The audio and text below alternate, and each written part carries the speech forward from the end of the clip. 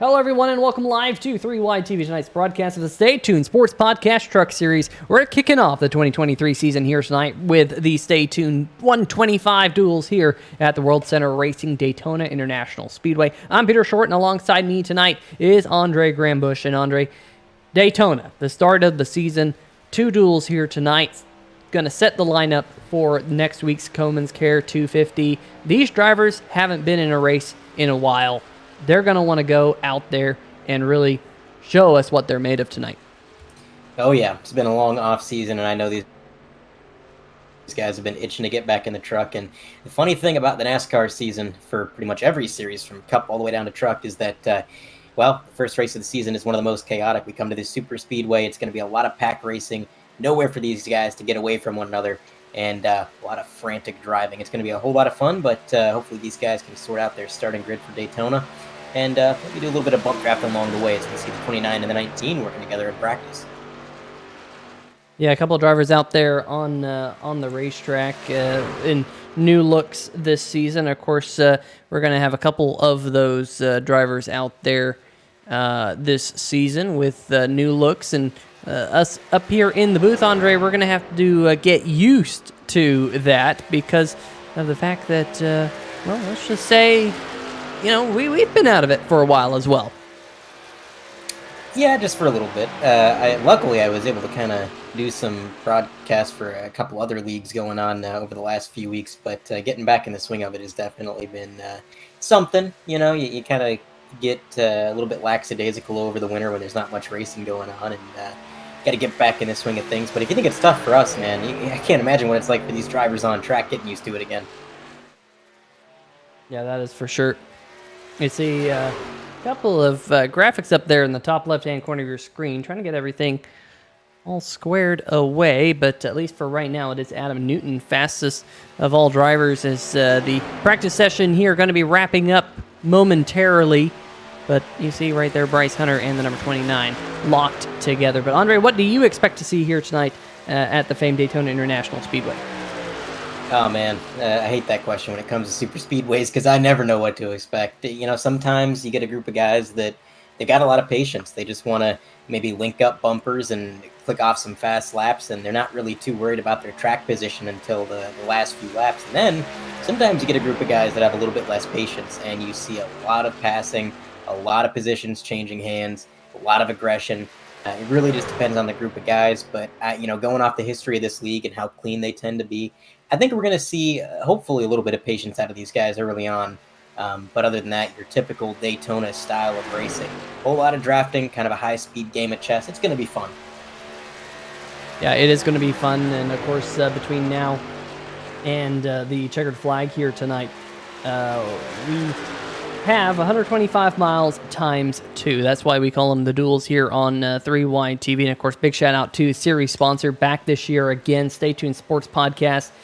And I'm not a Phillies fan, or I'm not a Philadelphia fan, but the Eagles did make it to the Super Bowl, and of course, I know Jimbo will be all too excited about that this weekend. It is Super Bowl Sunday this Sunday. And Andre, do you have a pick for the Super Bowl?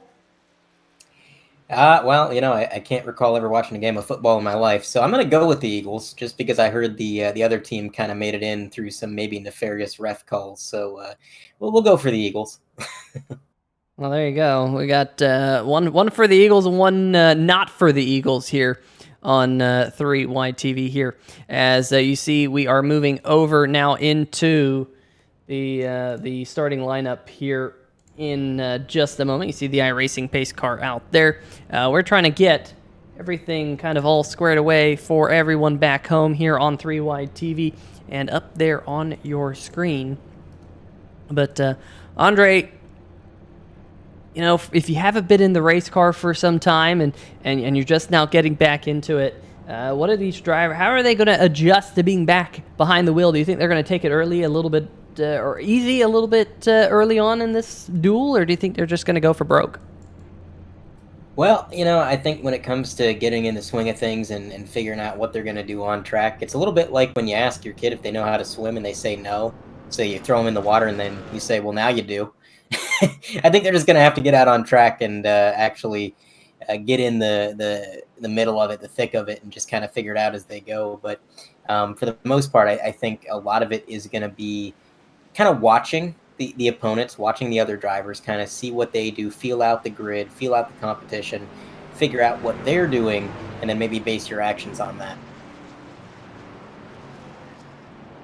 Yeah, we'll see these drivers work their way out onto the racetrack, start to get things up to speed. And my live timing and scoring app, unfortunately, appears to have crashed. And we'll see if we can get that back going here for you all momentarily. But Andre, I'm really looking forward to what this league has to offer. They put on a great show. Of course, we've been here now several seasons on 3 Wide TV, and always put on a great show all the way to the end of the season. It really is a lot of fun for all of us here up in the booth and there on YouTube. I want to give a big shout out to the people that we have in the YouTube chat here tonight, as we are soon to get going green flag on 3 Wide TV. How about that? The iRacing pace car, Andre, about to pull off, and the season will officially get underway. Yeah, it's going to make that hard left turn, and it is going to be Scott Crump in the number 8 truck leading the field to the green. He's got Adam Newton to his outside. The 29 was the fastest in practice, so we'll see what he can do with that high lane. But look at that 99 getting a good start. I'll tell you what, Peter, that was probably one of the best starts I've seen at a plate track in quite some time. Neither lane really got an advantage. Everybody timed that about as perfectly as you could ask for. Now the question is, which lane is going to get the most trucks? Because whoever gets more trucks is going to be a little bit quicker. Yeah, that inside line just starting to form up just a little bit. The outside line still holding strong, but they're racing halfway down the backstretch. Look at the number 29, Adam Newton, trying to get a little bit of a bump draft from behind. A new look for Adam Newton this year. He's kind of gone to that Kevin Harvick black look that he had a while, although some might say that that's really a Dale Earnhardt-inspired number 29 right there, but it is the number 8, Scott Crump, Mr. Stay Tuned Sports on the hood, going to come around and lead the first lap of the season, it looks like here. How about that? Stay Tuned Sports showing the way here early. Ooh, and a little bit of a moment out of the 29. I think he wanted to lead that first lap, and the number 14 was pushing him real hard to try to get him there. But unfortunately, just got that rear end up off the ground a little bit, got a bit squirrely, but they were able to gather it up. And as you see in this corner here, that high line is going to fall back just a little bit as we go 3 wide behind our leaders. Look at this. Julian Tesoro threads the needle, making numerous passes in a single corner. He's going to put himself up into 5th. Yeah, already starting to make some moves early. And Andre, I am absolutely shocked that we're seeing this early on in this already 3 wide. I just don't often see that here early in these duels. Usually you see these drivers try and take things a little bit easy, but here's the number 92 up the middle, Julian Tesoro, again making moves, and like he's going to kind of stall out a little bit there, right in the top 5, just to the outside, but already some strong power moves mid-pack.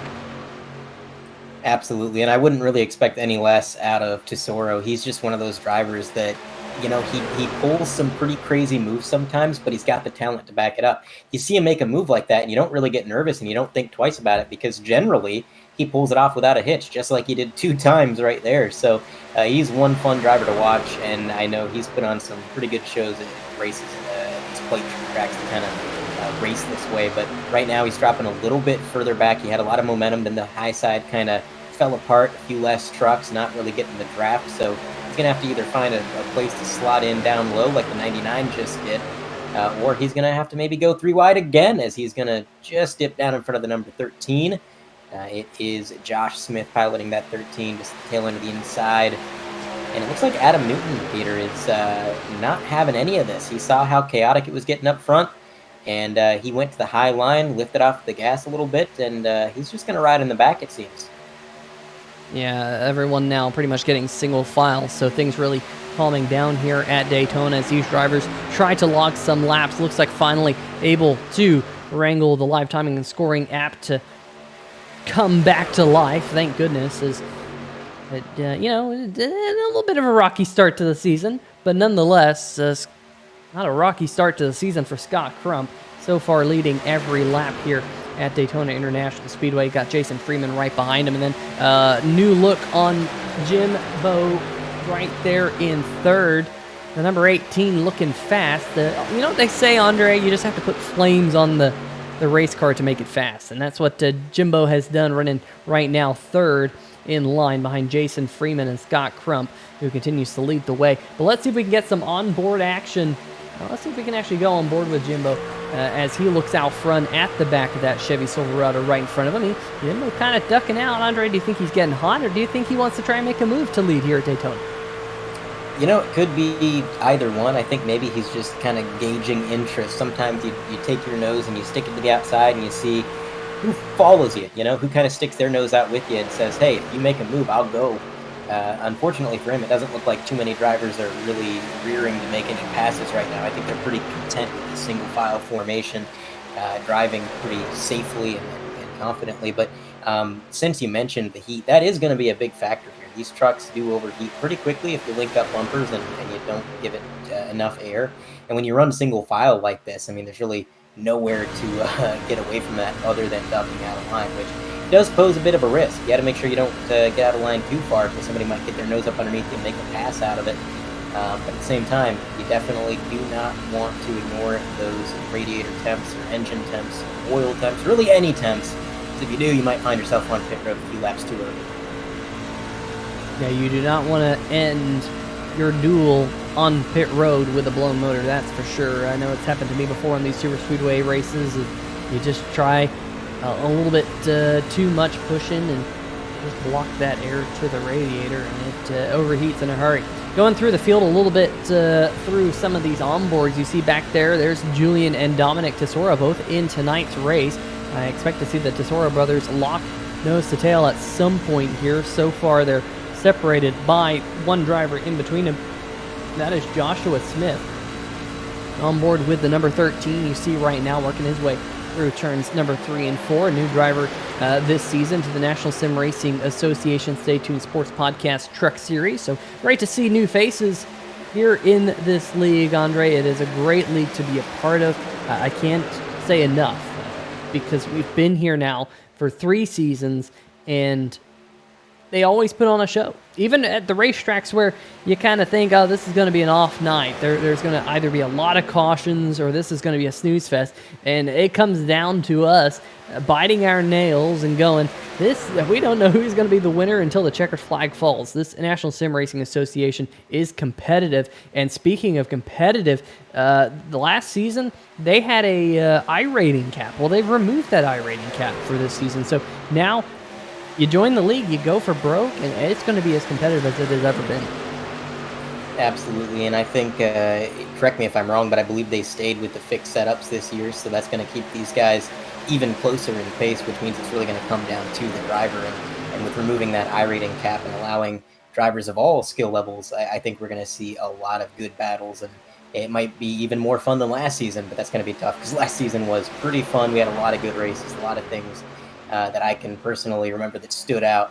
So yeah, you're right. It is a great league to be a part of, and it's always been fun being up in the booth watching these guys duke it out on track. Even at these plate tracks, last season at Talladega, what did they have, like 1 caution at a plate race? They were so clean, so fast. Just a phenomenal group. Yeah, definitely a phenomenal group. Let's see, while these trucks are out there on the racetrack, let's see if we can go up and down kind of the running order and highlight some of the drivers that have different schemes in the 2023 season. Of course, and a couple of new faces as well. And right now, one of those is leading. That is the number 8 machine of Scott Crump. And that really cool looking Stay Tuned Sports ride. Gotta love that kind of that gold STS logo on the front, and kind of sporting that honeycomb look all the way through. Of course, honeycomb, very, very strong shape. We're not going to go into that. I'm an engineer. I can talk about honeycomb all day long. But number 8 right there, Scott Crump, really, really good looking hot rod.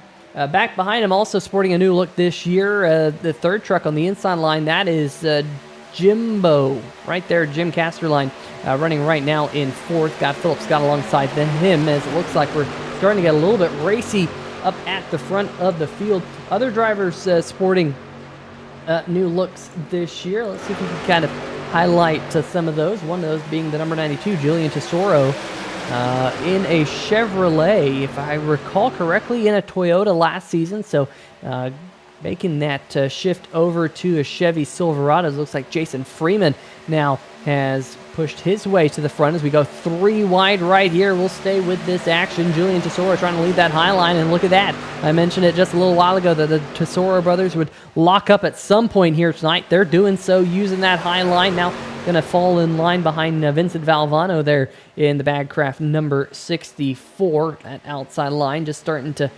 falter just a little bit. But right behind them, that is the number 51 machine this year. Of course, number 51, that's been what we've seen Matt Cherry with. Actually, I can't recall if we've seen him with the number 51 before, but he's got the Max Pappas Industries on the hood of the number 51 here tonight in a Chevy Silverado. So that will be a new look that we'll need to get used to. Of course, we highlighted that Joshua Smith new to the league, but also right behind him, Bryce Hunter, the number 19 Napa Chevrolet. He's also new to the league, at least here in the Stay Tuned Sports Podcast Truck Series, just now running inside the top 10 in the 10th position. We mentioned Adam Newton in the number 29, sporting a little bit different of a look to what we're used to him running, at least last season, with the number 29 there in 11th. And behind him, Jeff Price, Back Channel Productions, back on the number 14 truck again this year. A little bit of a new look for that ride as well. Used to see him in a red and black machine. Well, he's just kind of blacked it out. That number 14 looking mighty good right there. Rounding out our field is Stephen Lashinsky in the Monster Jam number 9. I believe we saw that scheme a couple times last season here in the Stay Tuned Sports Podcast Truck Series. But up at the front of the field, we're back to side-by-side Andre as we're starting to get a little bit racy here in duel number 1.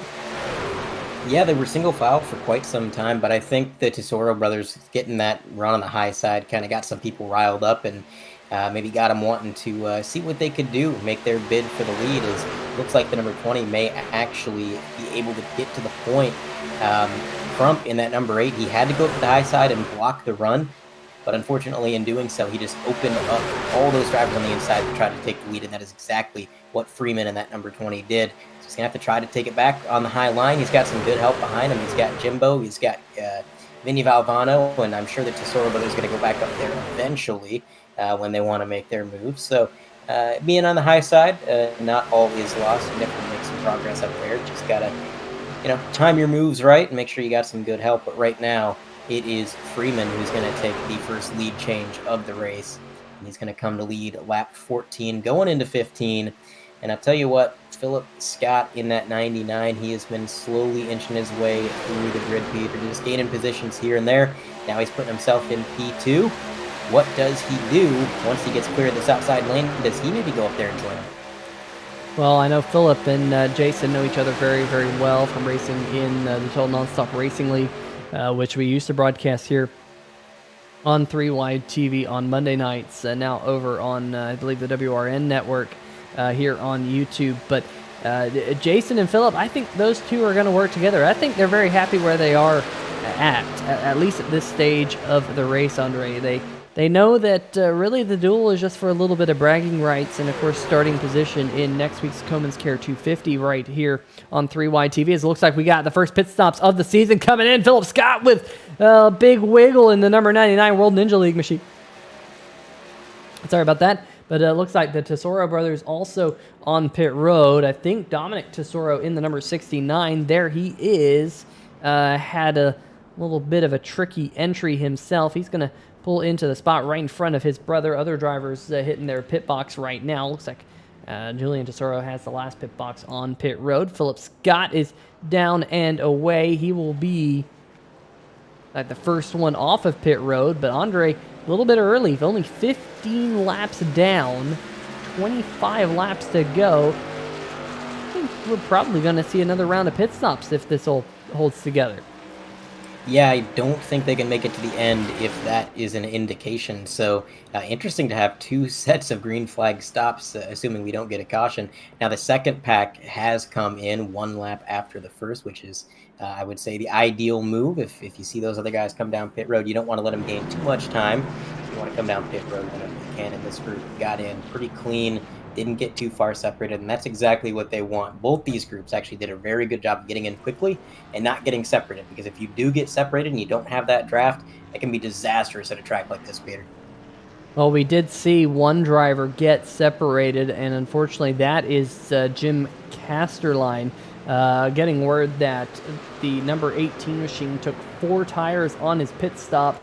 Yeah, that 4 tires is always nice, but 4 tires is not quite as fast as getting only 2 tires, and the majority of the field either took 2 tires or no tires. I think there are several like Jeff Price and Philip Scott that elected to take no tires, but right now it is Philip Scott and Jason Freeman who look to be the big winners on pit road as they're locked nose to tail about 0.7 of a second ahead of the number 69 of Dominic Tesoro. We highlighted that he had a little bit of a interesting entry to pit road, but he made it work here, Andre, as he's trying to tag on. We'll see if he's able to run down the top 2 with the draft, but at least for right now, we're looking at a 2-truck breakaway here as we close in on the halfway mark in duel number 1.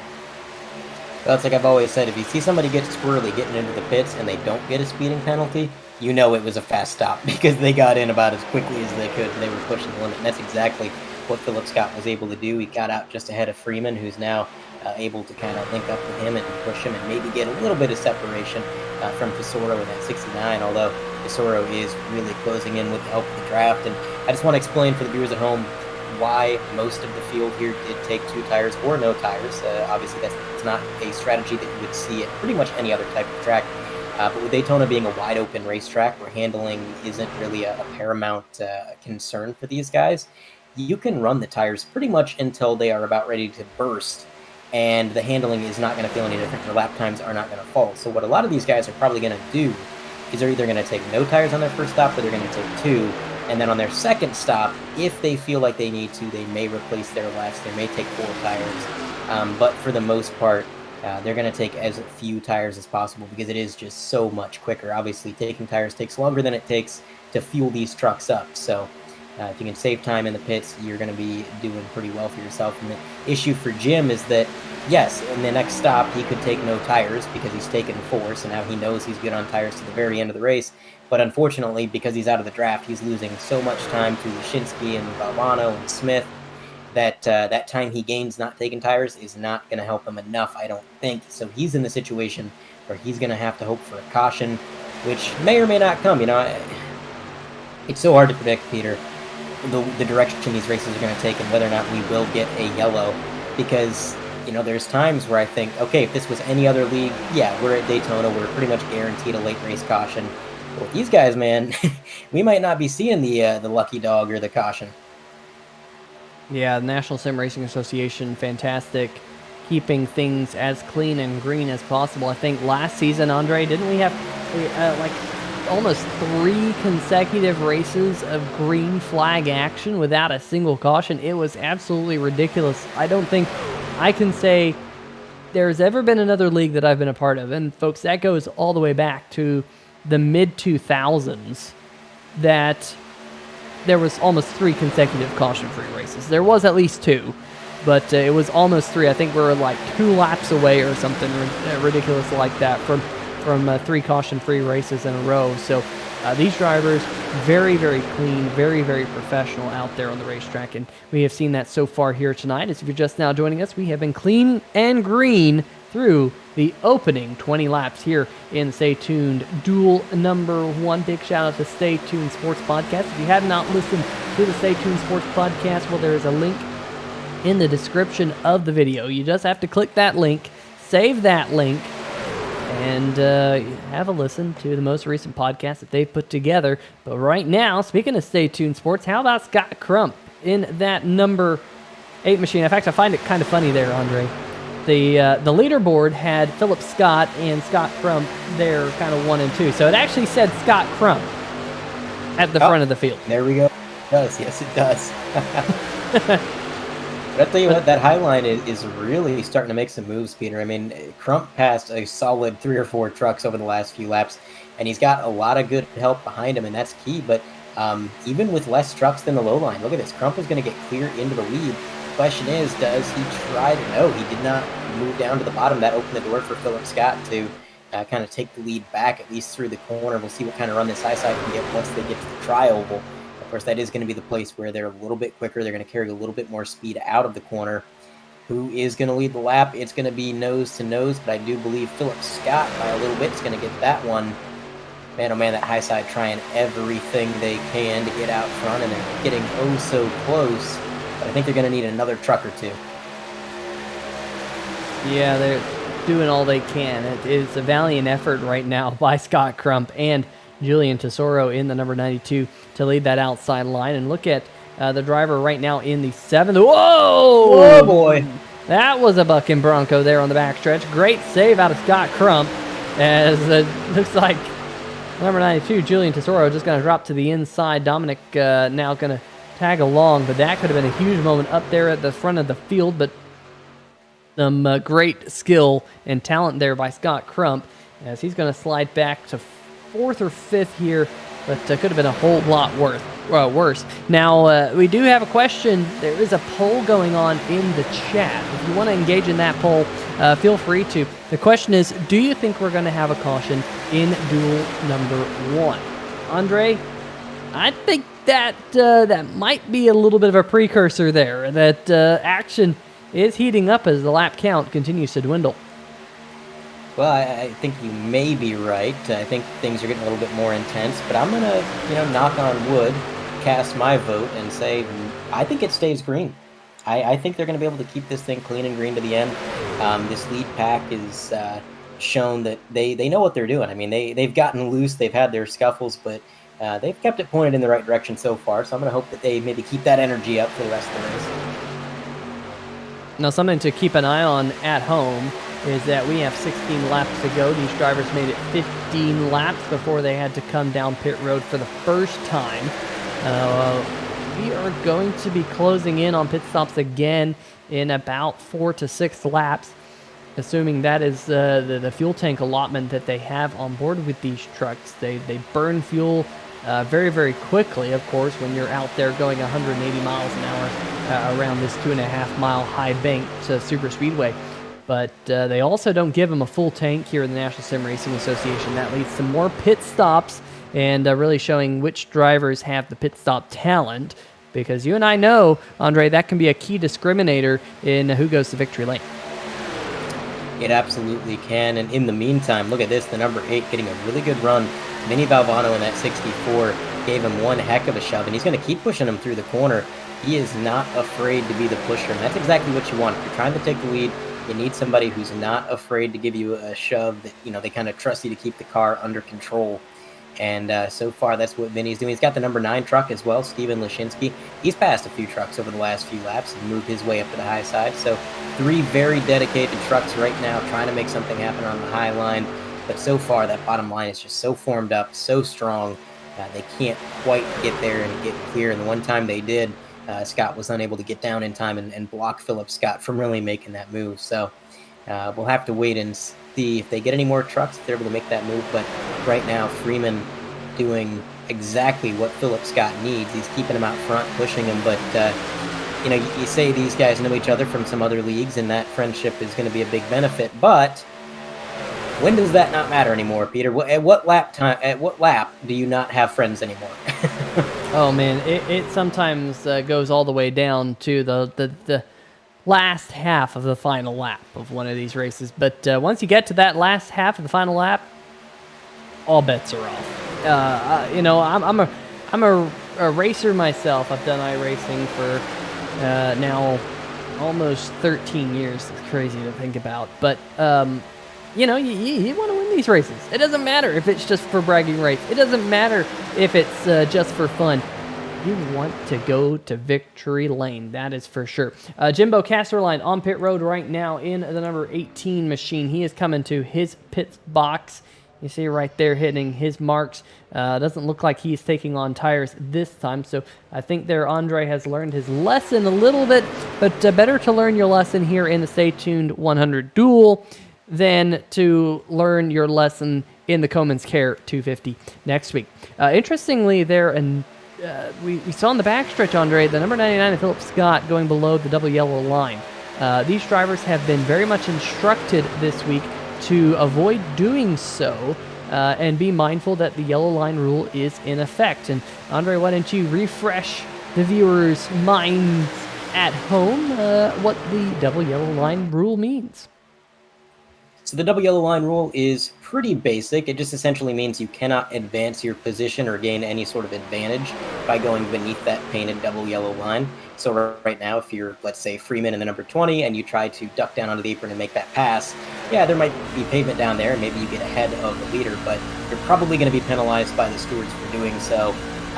You can sometimes dip down on the apron if you feel that you were forced down there.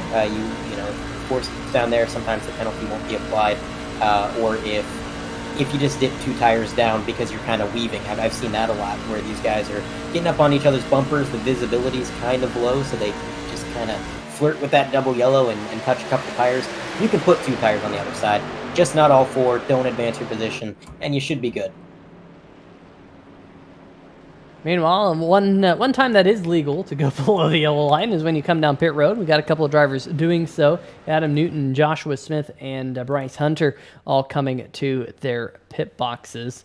So those 3 drivers a little bit early on pit road, Andre, but if they get a yellow flag between now and when these other drivers come down pit road, we think the window's open. We think the opportunity is now such that you can make it to the end of the race on a single refuel.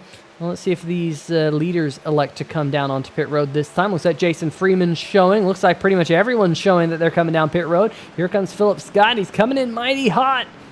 I think he just got down to pit road speed at the line. But again, Andre, Philip Scott showing some muscle getting into his pit box, or onto pit road, rather.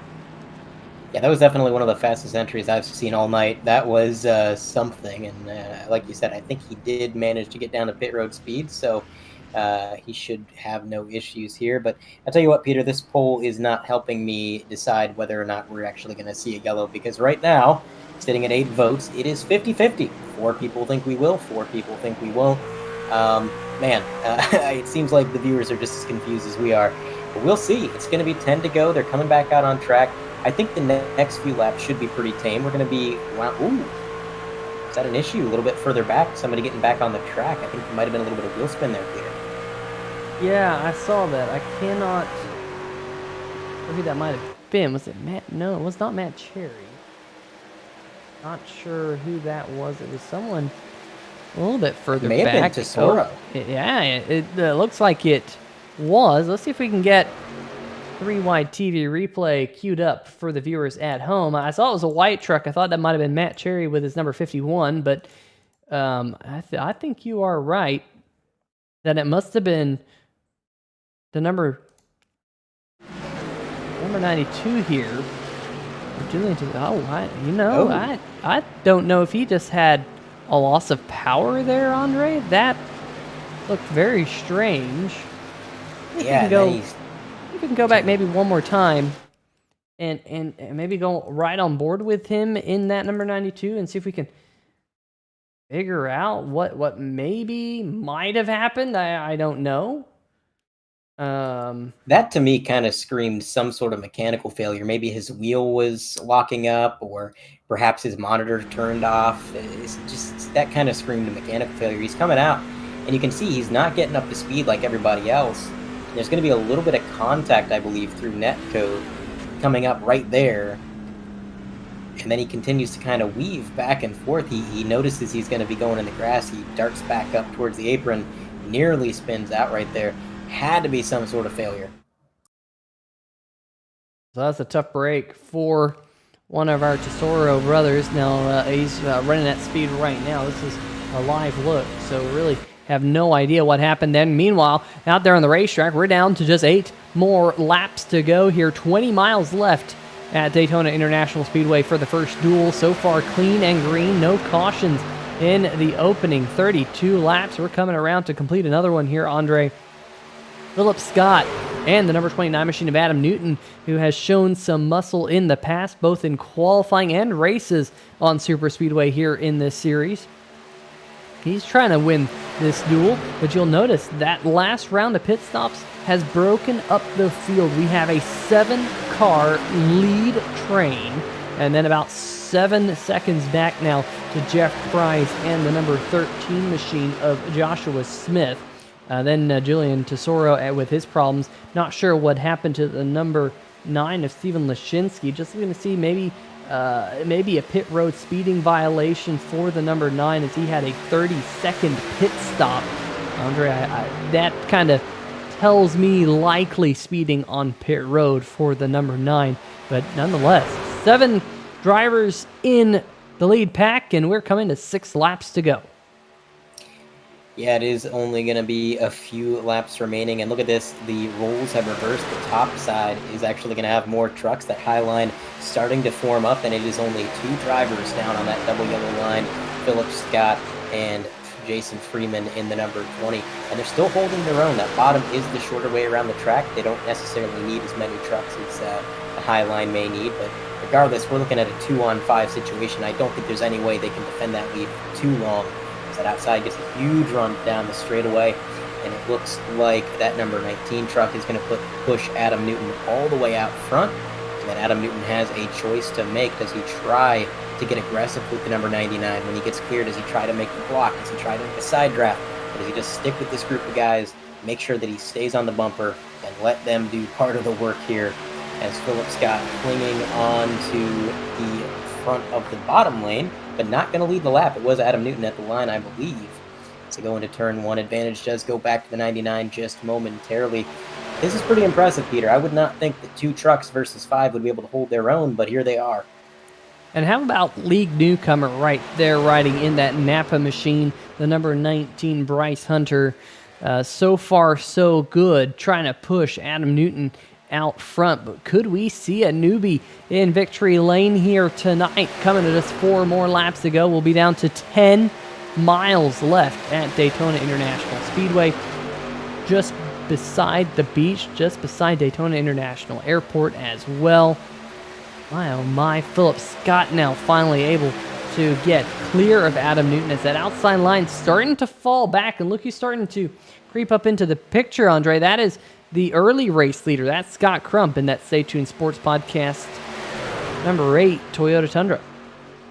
Yeah, we know he's got a fast truck, and we know that he's got a good head on his shoulders. He's been pretty strategic, I think, with his truck placement tonight and the moves that he's made. So we'll see if he can take advantage of this situation that he's in. Bit of a hornet's nest. Try to make some moves, get back up the lead, and maybe win this thing. But really, overall, I think any predictions as to who's going to do what is all for naught. Because right now, if you're in the top 7, you have a chance. It's anybody's game. They are separated by less than 0.2 of a second from first all the way back to 7th. And now, Peter, the side drafting gets a little bit more aggressive. There we go! Contact! And the 20 the is going to take out most of this lead pack. Only 2 cars getting through unscathed. It's going to be the number 20 of Freeman and Crump that are able to get away. Philip Scott maybe getting through with minor damage, but he was involved. And now this changes everything. This brings Jeff Price back into the mix. This brings Jimbo back into the mix. He's going to get the lucky dog. This brings Lashinsky back to the pack. We'll take a look at a replay. Look at this. The number 20 just comes up the track a little bit, and then maybe a little bit of net code. I'm not sure if there was actually contact there, but it was a huge domino effect with the 29 collecting the majority of these drivers. And look at that. Crump getting airborne from that contact, and he's actually going to drive away from this, Peter. Yeah, that one's going to be one to watch in slow motion. Let's even get one more look at what really just happened here. Let's slow this down one more time. Let's go from the kind of this view. Yeah, it looked like the 20 was locked on the back of the number 99 Philip Scott and might have just turned him, and a whole bunch of trucks getting wadded up. And you see Scott Crump Man, tough break there for Crump because I think he might have got damage from that, but it looked like netcode on my end. It doesn't look like Crump honestly got really impacted. But yeah, I think that was definite netcode. I mean, he had like 3 feet clear of the next truck, and then he just kind of hops up in the air. Not sure how much damage he's got. Again, from a visual perspective, I'm seeing the same thing you're seeing, Peter. It doesn't look too bad, but I think anytime you springboard 3 feet into the air and then slam back down onto the pavement, you're bound to have at least a little bit of alignment issue, I would think. Man, oh man, what a moment. The fact that he was able to land on the pavement at the angle he did and drive out of it, that's that was a heck of a move. So, this is the current status. We will go into overtime here. We'll have a green-white checker to round out duel number 1, I believe. Yeah, there you go. You see it stays at 3 laps to go there in the top left-hand corner of your screen. And don't adjust your screen. You're only seeing one truck out there right now. That is still Jason Freeman. All the other trucks involved in the accident on pit road. But like you mentioned, Andre, this does give Steven Lashinsky undamaged vehicle there to get back into the fray. Also, Julian Tesoro. Hopefully, his problem that he had there on pit exit is fine. I just wonder if maybe he could not shift, get out of gear. That could be interesting for this upcoming restart if that was the case and if he runs into that same problem. Jimbo Casterline looks like he's eligible for the lucky dog. Hopefully he gets that lucky dog and can get back on the lead lap to have another crack at a solid finish. Well, we're definitely going to have a late race, and let's go look at that poll. Well, Andre, it ended 50-50. So if you voted yes or no, only half of you can come home as what I would call a winner here tonight on that. But let's go talk to the chat just a little bit. The action that's been out there on the racetrack has been keeping us busy up here in the 3-wide TV booth, but we got the Windsors rooting on Bill Edwards here tonight. Great to have the Windsors in the chat, as always. Christy Tesoro saying looking good, number 69 and number 92. Unfortunately, the number 69, his night will go no further after being involved in that accident.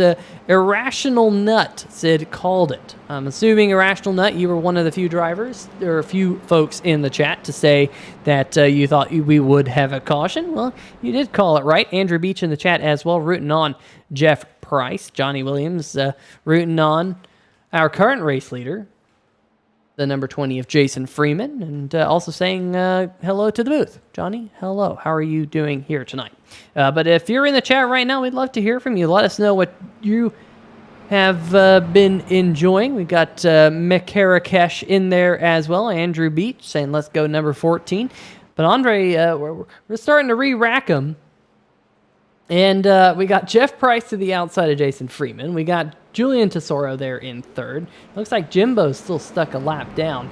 I think we're going to be stuck with 5 trucks here to duke it out for 2 laps at Daytona on the lead lap.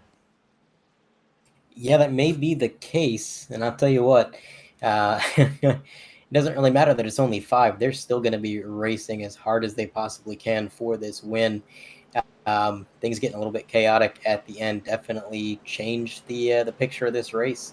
I think there was just a little bit too much damage for a lot of those guys, not enough time to get it fixed up, and a lot of attrition in just a single incident as the pace car lights are off, and we're going to be going back green once again. It's unfortunate that Jimbo didn't get that lap back. I really thought he was going to be lucky dog, but unfortunately going to be 1 lap down. Lashinsky, though, able to get back up inside the top 5. And hey, if you're Lashinsky, things are looking pretty good, Peter. You're pretty much guaranteed a top 5 at this point, no matter what happens. As pace car pulls off into pit road, it is going to be Freeman in that number 20 machine, leading the, let's say, decreased field to the green flag.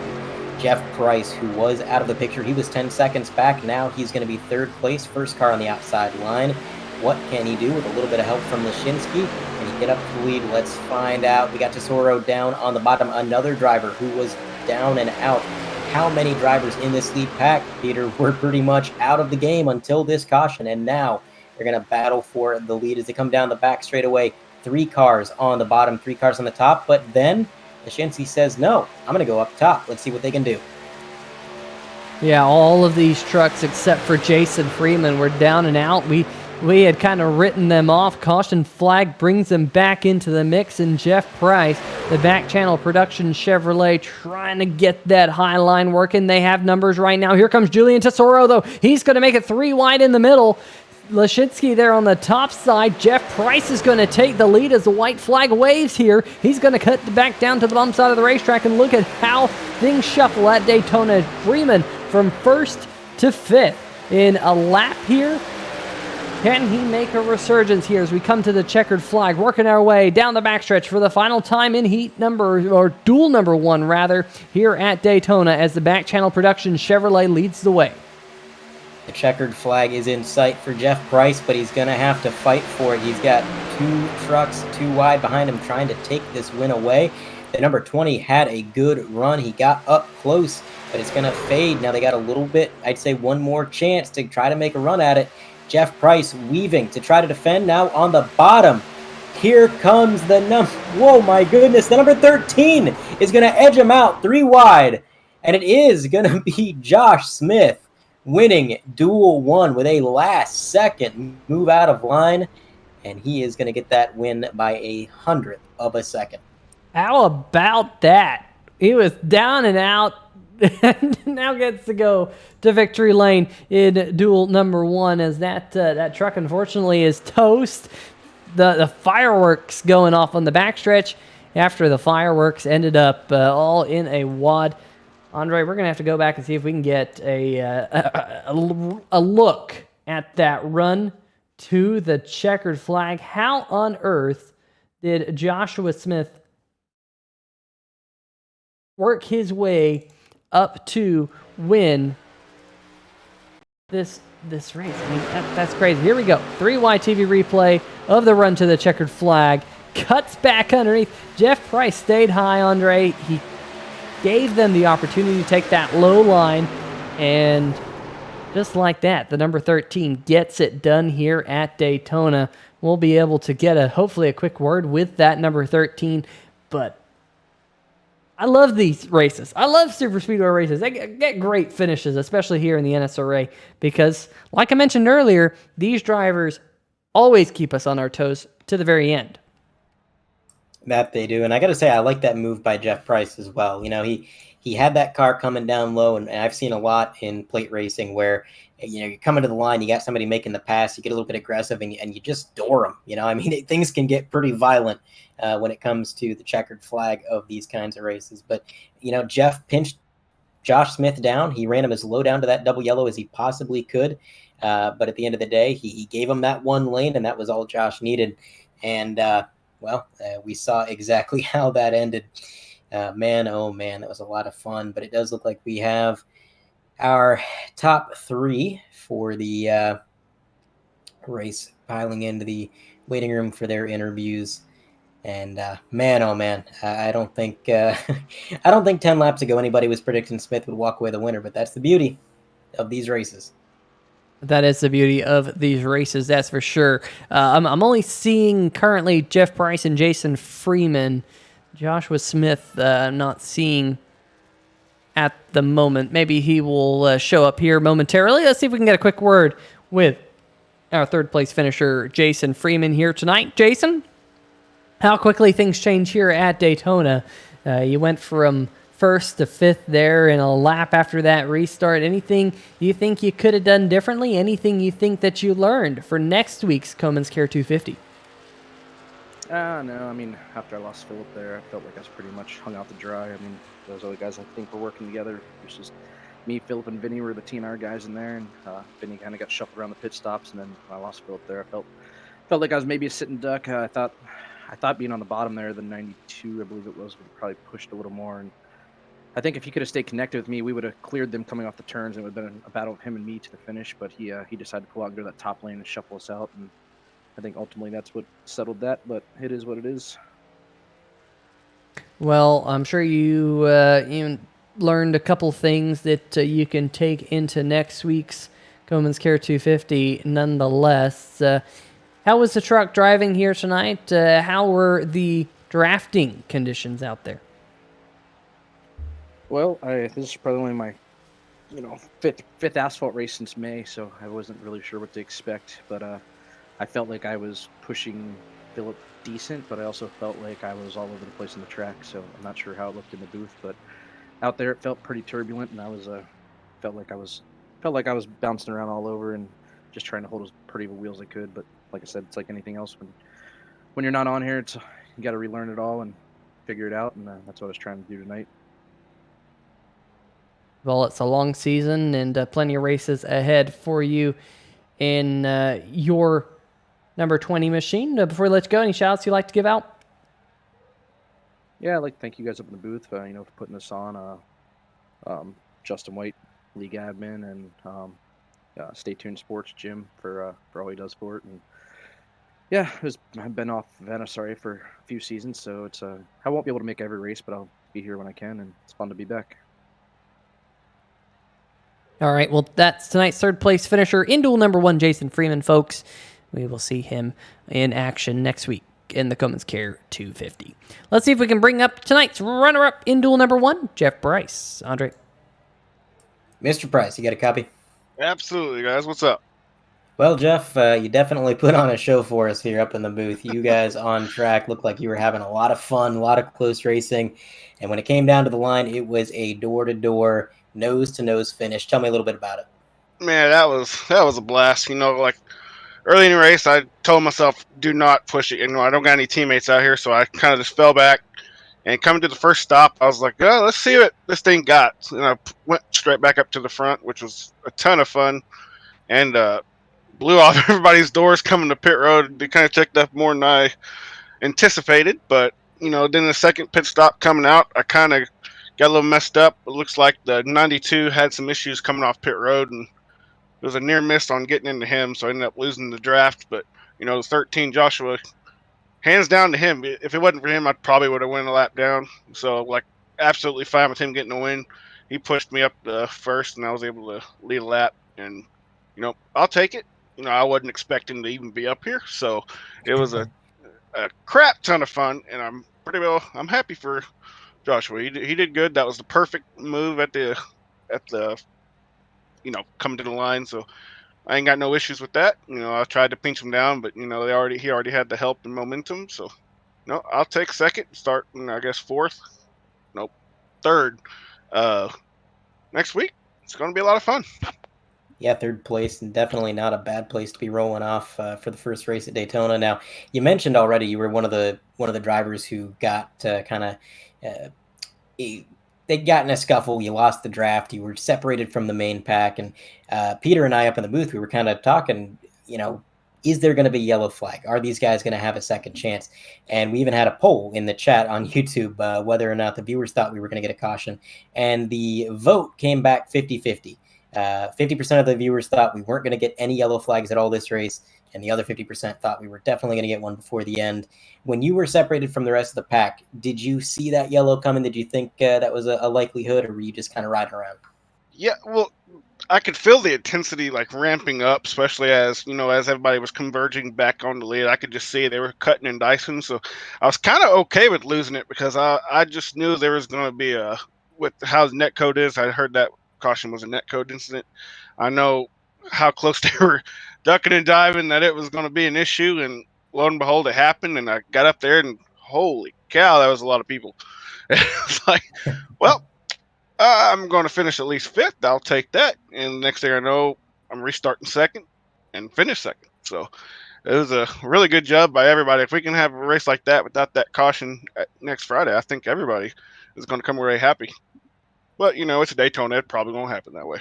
We'll have to wait and see. Only time will tell. Well, Jeff, congratulations on your second place and your third place starting position for the Daytona race next week. Is there anybody that you'd like to shout out or thank? Absolutely. Big time thank you to Nick Davis over at Back Channel Productions for sticking with me through all these years. He's signed on for another year, which is completely awesome. I love that guy. Check him out on YouTube and Facebook. Monster Truck, Tough Trucks, all kinds of stuff. a buddy of mine came on board for this season. Sarita and Sons demolition and stuff. They restoration and demolition. Sorry. Really awesome family. If you're in the Northwest Arkansas area, hit them up. They when Florida had this last big hurricane, they went down there and they stayed down there for a month helping out, and really awesome. Really proud to have them on board. Stay tuned sports for he's stepping up so much in this league. I'm so happy he's back racing with us and keeping it going. Love the podcast. Definitely something I listen to a lot while I'm working. And y'all for broadcasting and Jason for putting this on for us. It's tough with the pandemic getting over with and people going back to doing their normal lives. Not as many people doing iRacing at the moment, league races anyways. So we got a good group of guys coming back this season, and I think it'll be an awesome one. I appreciate you guys. Well, we thank you for your time, and we'll be seeing you next week. Absolutely. That was second place out of the booth, and now I think it's time for Peter to have a little bit of a word with our race winner, see how he feels about that exciting finish. Yeah, I'll tell you what, it was an exciting finish, and Joshua Smith jumping onto the scene with a win in duel number 1 here at Daytona International Speedway. What was going through your mind when that caution came out, and how about that final lap?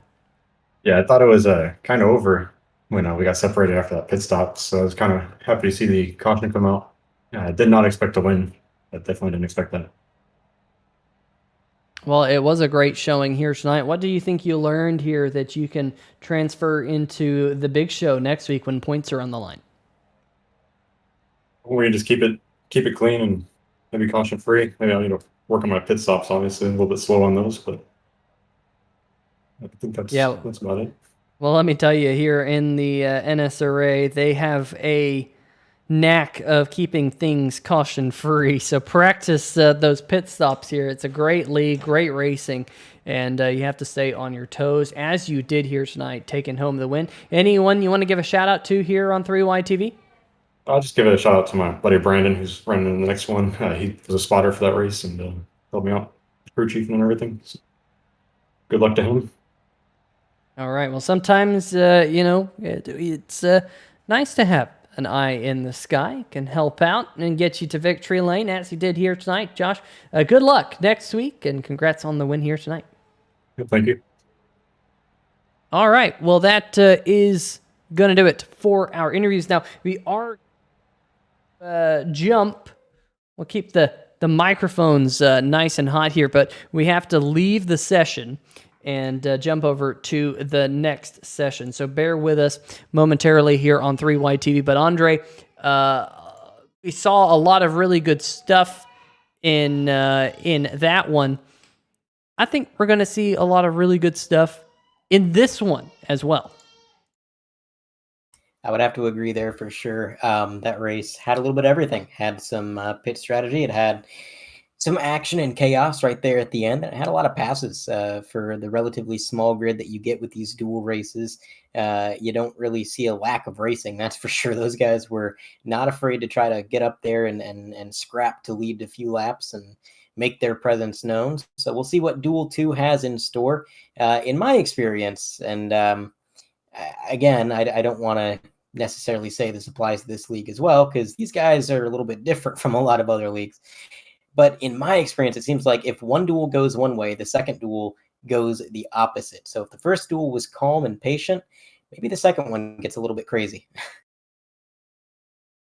Yeah, only one caution in the first duel, and with it coming so late, right there with I think 3 laps to go, we very well could see a very different duel here in duel number 2. Of course, currently looking at the field, looks like 11 trucks will be in duel number 2 here, the Stay Tuned duel number 2, that is.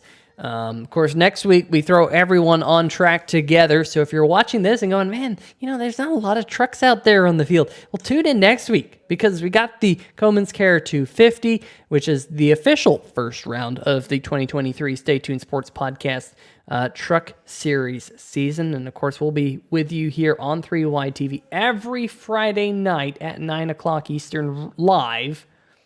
Well, maybe not every Friday night. That's getting ahead of myself, but most Friday nights, all the way through 2023. It is a long season.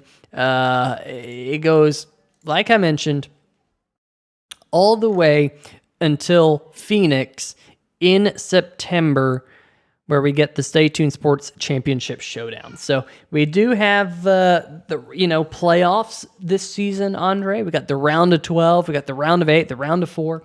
So a lot on the line upcoming. So we'll see. Let's see if we can get some live looks now from duel number 2. Let's jump back here on 3 Wide TV to those live looks. So currently in the warm-up session. There you go. And there's the racetrack. Everything coming together.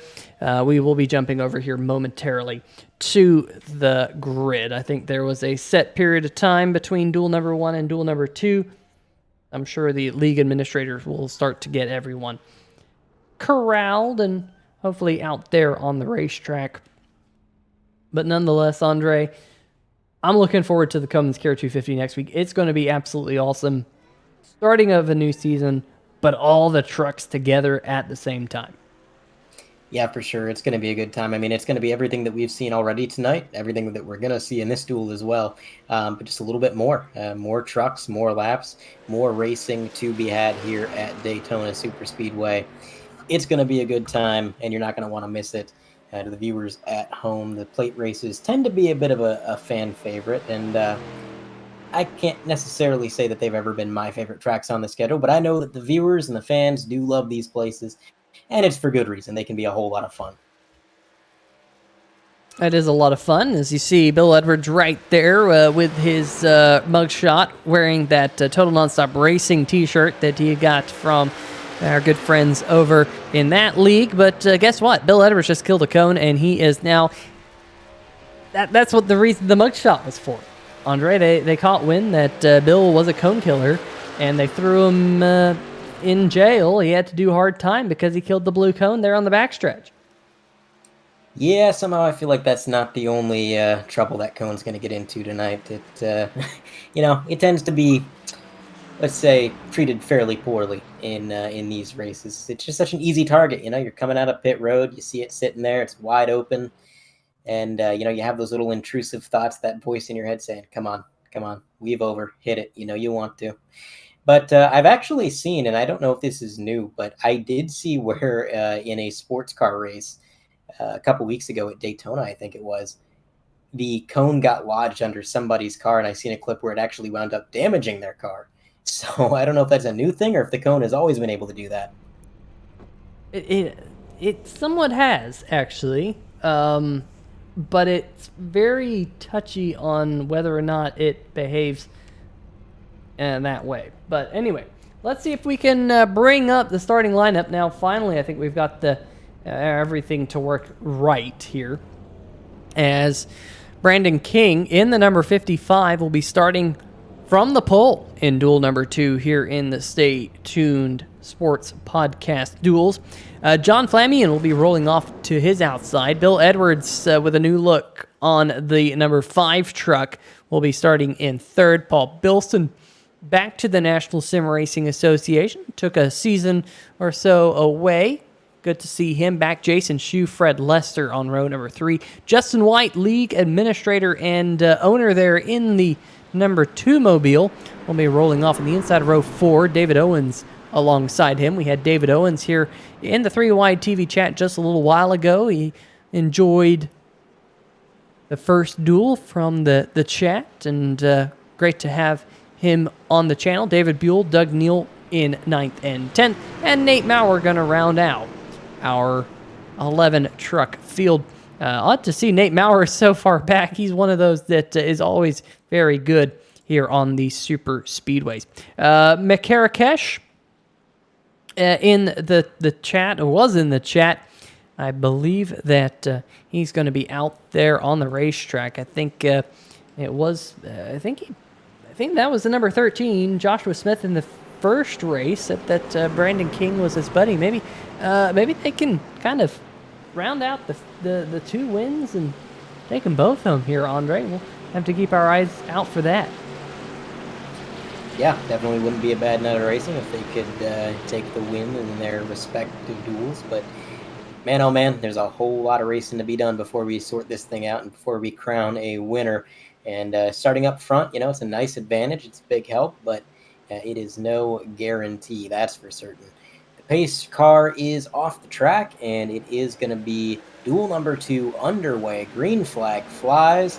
And this start is going to go to the bottom lane. Our leader got a really good start. King able to get away from the pack, if just by a little bit. And high line immediately dissipating. So that is almost polar opposite of what we saw in that first duel there. Yeah, John Flamion in the Rugrats number 38. Love that scheme. But it doesn't seem like a lot of other drivers out there love him at the moment, as he was all by his lonesome. Drops down to the 5th truck in line as we have very quickly got single file. We were kind of 2 by 2 and even had a little bit of 3 wide in the opening couple of laps in duel number 1.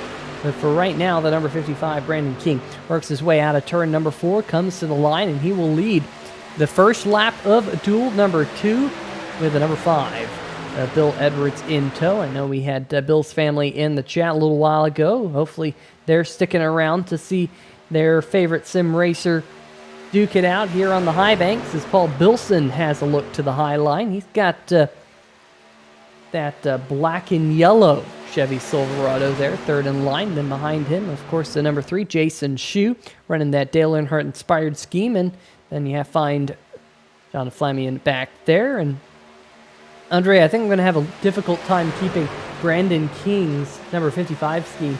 You see him right there, of course, new to the truck series. I think I'm going to have a difficult time keeping his scheme and Fred Lester's scheme separate, at least until I get these two kind of etched in my memory. They're both white, black, and red machines. But right there, that number 48, quite clearly a Silverado versus Brandon King's Toyota Tundra, which continues to lead the way. Yeah, those are some similar looking paint schemes, but tell you what, right now, only one of them is out front, and he is still leading the way. And I'm a little surprised by how quickly we went single file when you compare it to the first duel. But I think these guys were probably watching the first duel, maybe on the broadcast. They saw the way that it ended. They decided, you know what, there is no need to get too rough too early. We don't want that level of attrition. We want to be there to win this thing at the end. But despite the fact that we're single file, it looks like we've already got 2 packs of cars forming, Peter, because behind that number 38 of Flamion, it's a ways back. It's almost 0.8 of a second now before you get back to Fred Lester in the 48 machine in 6th place, and he's going to spearhead the second pack. So I got to wonder if they're falling back intentionally or if something's going on there, because it is not that common to see cars get separated when they're single file. Yeah, Flamion tried to get someone to go high with him to see if we could maybe start to get that outside line start to work. But you notice that gap that you were talking about there, Andre, behind number 38, where things are really starting to get separated here. A little bit further back, Justin White's having some type of a problem. He's down there on the apron. Not sure if he just got loose or what, but Justin White really struggling here. The number 52 right behind him, David Buell. These are 2 teammates. That was very surprising, and it still looks like the number 2 of Justin White is struggling for one reason or another, as these two have lost Doug Neal in front of them. That's another teammate there in the number 77. Nate Maurer, another teammate in front of him. Maybe that explains some of the drivers laying back, that they were kind of a group of teammates. But the Simbox Motorsports team really broken up right now and running 8th, 9th, 10th, and 11th. In front of them, David Owens in the NOS Energy Drink Ford F-150, one of the few Fords that we do have running this season. He's trying to close back in on that front pack. Hopefully he can do so, as right now just 5 trucks continuing to march their way up front here around Daytona International Speedway. But definitely a different feel early in duel number 2 than the first one. Now, the rule of thumb with these trucks generally at a track like Daytona is you can get the draft from about a second back. Anything more, and you're going to be losing the draft. It's not going to be effective enough to actually pull you up to the cars in front. So right now, Nate Maurer he's in range to get the draft of Owens, who himself is in range of this lead pack. And Nate Maurer is going to sort of slingshot. You see this huge run he's getting. He just came from a second back, and now he is going to pass one, maybe two trucks as the 38 of Flemian ducks to the outside to give him a little bit more of a helping hand. Man, oh man, what a huge run by Nate Maurer to pass now, maybe three trucks getting into the corner here. We'll see. But unfortunately, his teammates were not so lucky. Nate was just on the edge of the draft. He was able to climb back up.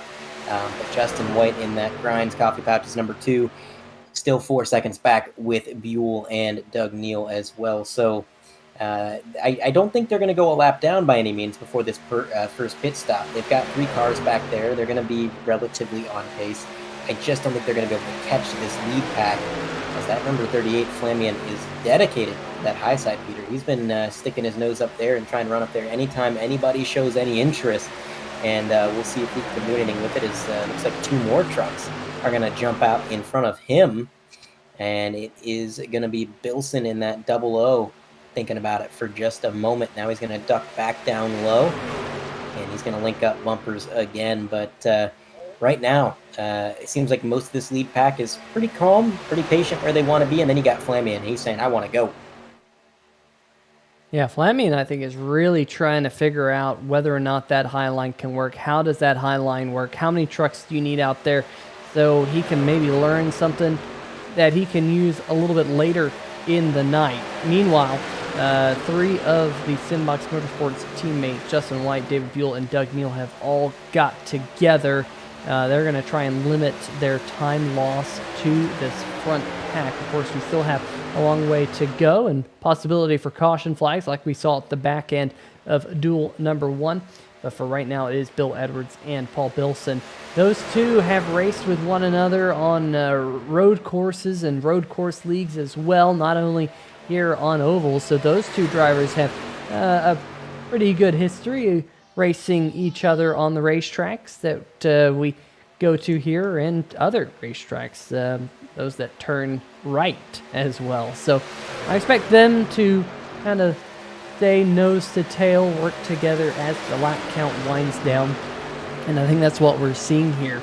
Now, I do want to give a big shout out to the 971 machine of Nate Maurer, not only because of that huge run he got a couple of laps ago that made everyone else look like they were going slow, but because he is our reigning Stay Tuned Sports Podcast Truck Series champion. Got the championship last year with a fantastic run-in at the end of the season. It was mighty impressive what he was able to do. Got the win in the final round at Las Vegas to come out as the series champion. Got a 5th place at Phoenix the week before, but then he really was on a tear. Got the win, Chicagoland, Charlotte, Kentucky. Those 3 wins in a row kind of pole vaulted him into the possibility of being the Stay Tuned Sports Podcast Truck Series champion, and he backed it up with the top 5 at Phoenix and the win to round out the season. My oh my, 4 wins in the last 5 races for that 971 machine. He's going to look to try and keep that hot streak going into 2023 next week in the Coleman's Care 250. He's one of these drivers, Andre, they're going to have to watch out for all season long, because really, Nate Maurer mid-season, he had a little bit of a sleeper, and when he got hot, he got hot. He was winning so much, he didn't even remember what he had won and what he hadn't. I remember I asked him, I was like, well, how does it feel to have 3 wins in a row? And he said, I didn't win 2 weeks ago, did I? And I was like, yeah, you won 2 weeks ago. He's like, oh, well, then I guess it feels pretty good. So, you're doing something right when you win so much, you can't even remember how much you won. Yeah, and we bring that up, he might watch this broadcast and go, huh, did I win that much? I wouldn't be at all surprised, but I don't know, Nate. If that actually happened, why don't you leave a comment down in the description of the video? We'll see it here on the 3Y TV broadcast. We'll bring it up next week, I'm sure, if that's the case. But right now, I'm mighty impressed, Andre. Do you see those 3 trucks at the right back of this pack? That was Justin White, David Buell, Doug Neal. They were about 4.5 seconds back. They ran in this front pack. Yeah, they are gaining quite a bit. I am really surprised by that. Now, it's not impossible for a 3-car tandem to catch the pack in front of them, as we've just seen with Justin White, David Buell, and Doug Neal. But to do that, you have to be formed up. I mean, you've got to be linked up bumper to bumper, and you can't make any mistakes. You can't be weaving back and forth. You can't be swerving. You have to have a lot of confidence. And I think if that bend in the rear bumper of the number 2 is anything to go off of, they were pretty confident in their bump drafts, and it got them back up to the lead pack. You know, I'm glad you mentioned that because I saw the exact same thing, and I was like, oh yeah, they might not have just been doing bump drafting. They might have been doing a little bit of slam drafting on the back stretch, but that got them back to the lead pack, and we're back to 11 trucks strong here as we're coming up, Andre, on what we believe will be the first round of green flag pit stops. We saw a couple of drivers come down, I think, at the end of lap number 14 in duel number 1, and the other half came down at the end of lap number 15, so we'll see whether or not that happens here.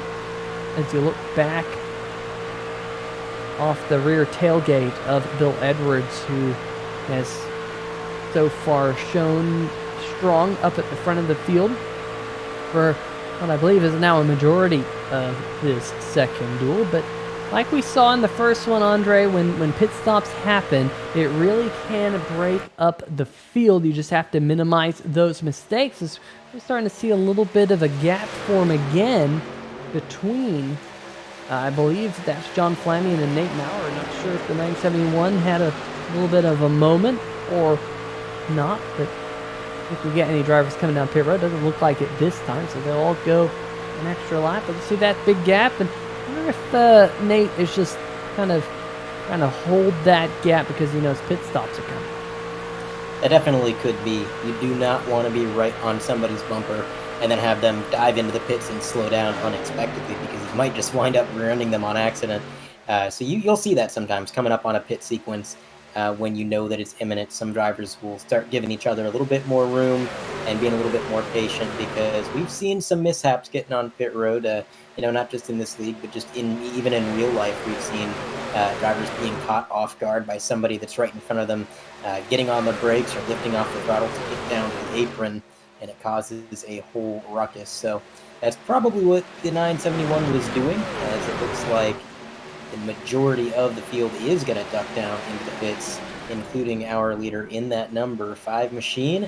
But look at this. Oh no, Flamion, big issues getting into pit road. He may have been speeding, but worse than that, he definitely got an unsafe entry as he was in the grass, then back onto pit road.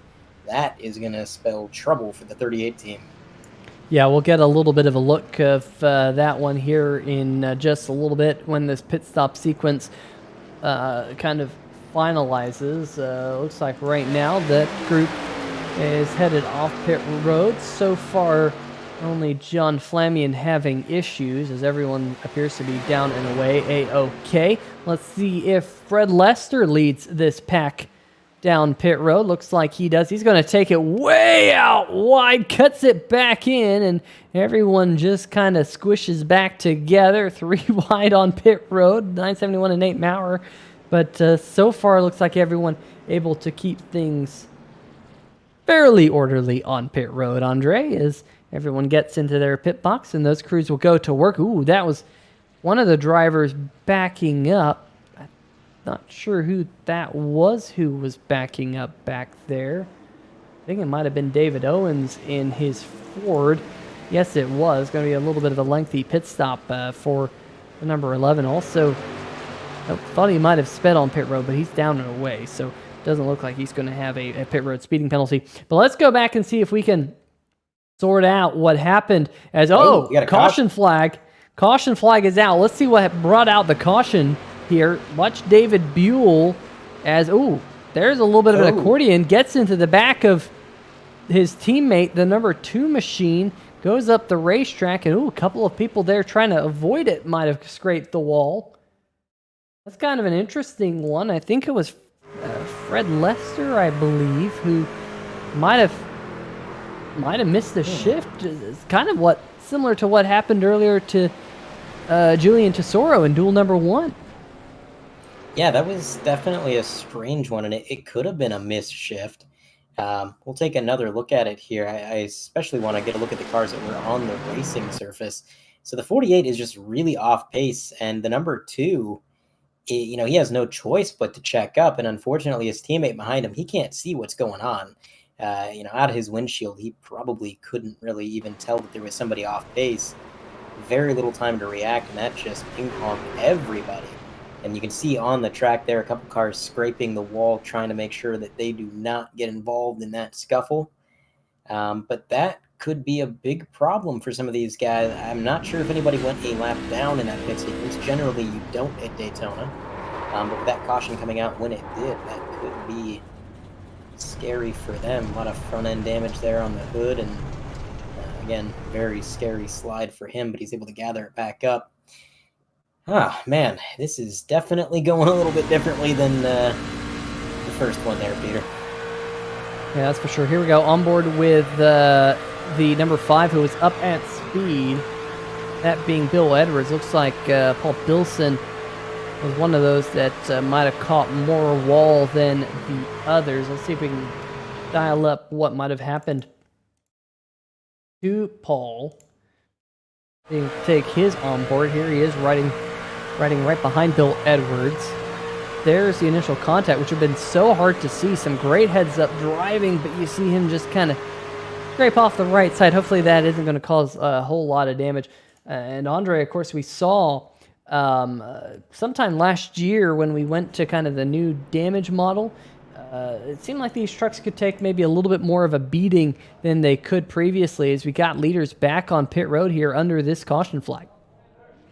Yeah, these trucks are definitely strong. You can bang up the bodywork pretty good, and generally rely on them to function pretty well. As long as you don't get any alignment issues, you're not going to have too big of an issue. But I will say, at these plate tracks, aerodynamics are pretty important, and sometimes there may just be that little bit of damage in the wrong place, and your car is producing a little bit more drag, and you're a little bit off pace, and it's just difficult to get those runs and make those passes. So we'll have to see if Bilson is affected too much by that damage.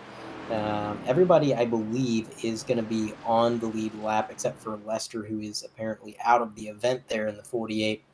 But everybody who's still here should be on the lead lap, which is good.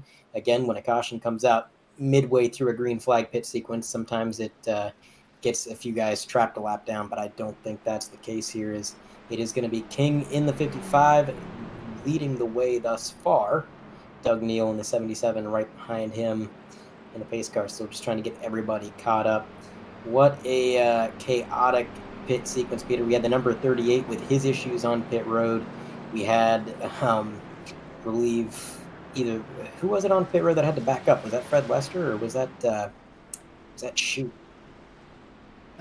It was the number 11 of David Owens there. So Owens having an issue, and then we had that caution there at the end. Definitely not what I'd consider a smooth pit sequence.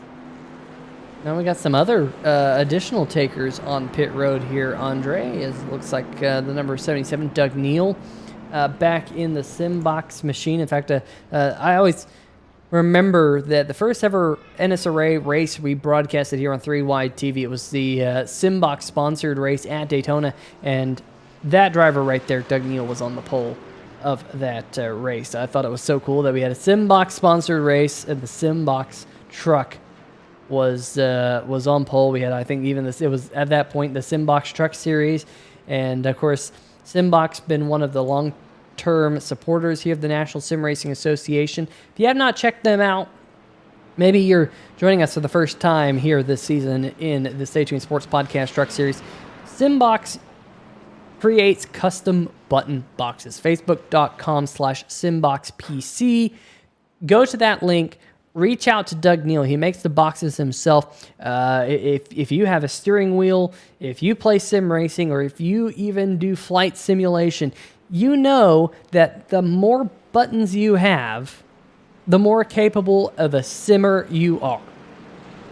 It's amazing how many buttons, knobs, switches real drivers have in their racing car, and you want to simulate that. And Doug Neal's the person to reach out to, facebook.com/SimboxPC.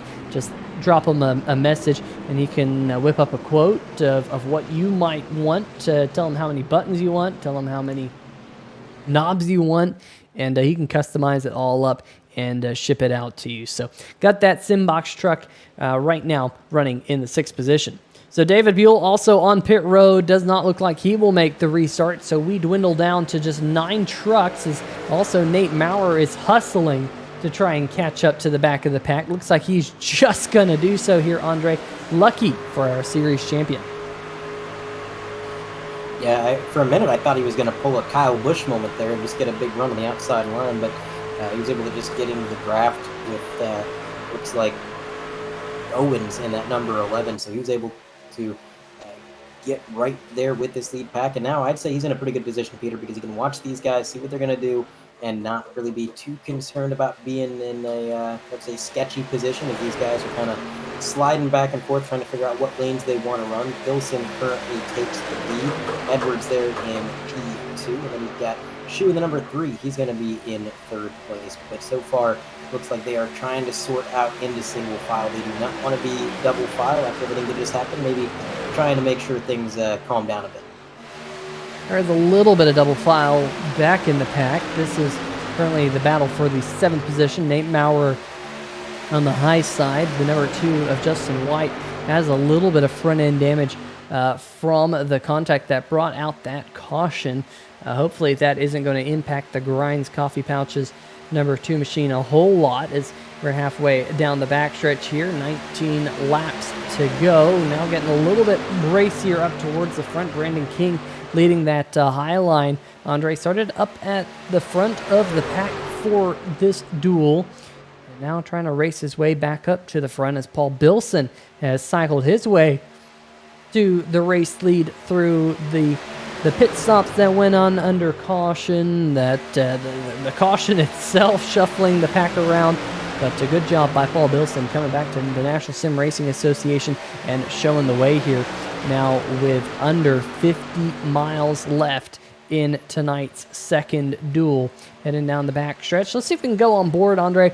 And for the folks at home, just kind of let them know how difficult it is to follow some of these trucks as close as you do when all you see out the front windshield is another truck's rear spoiler.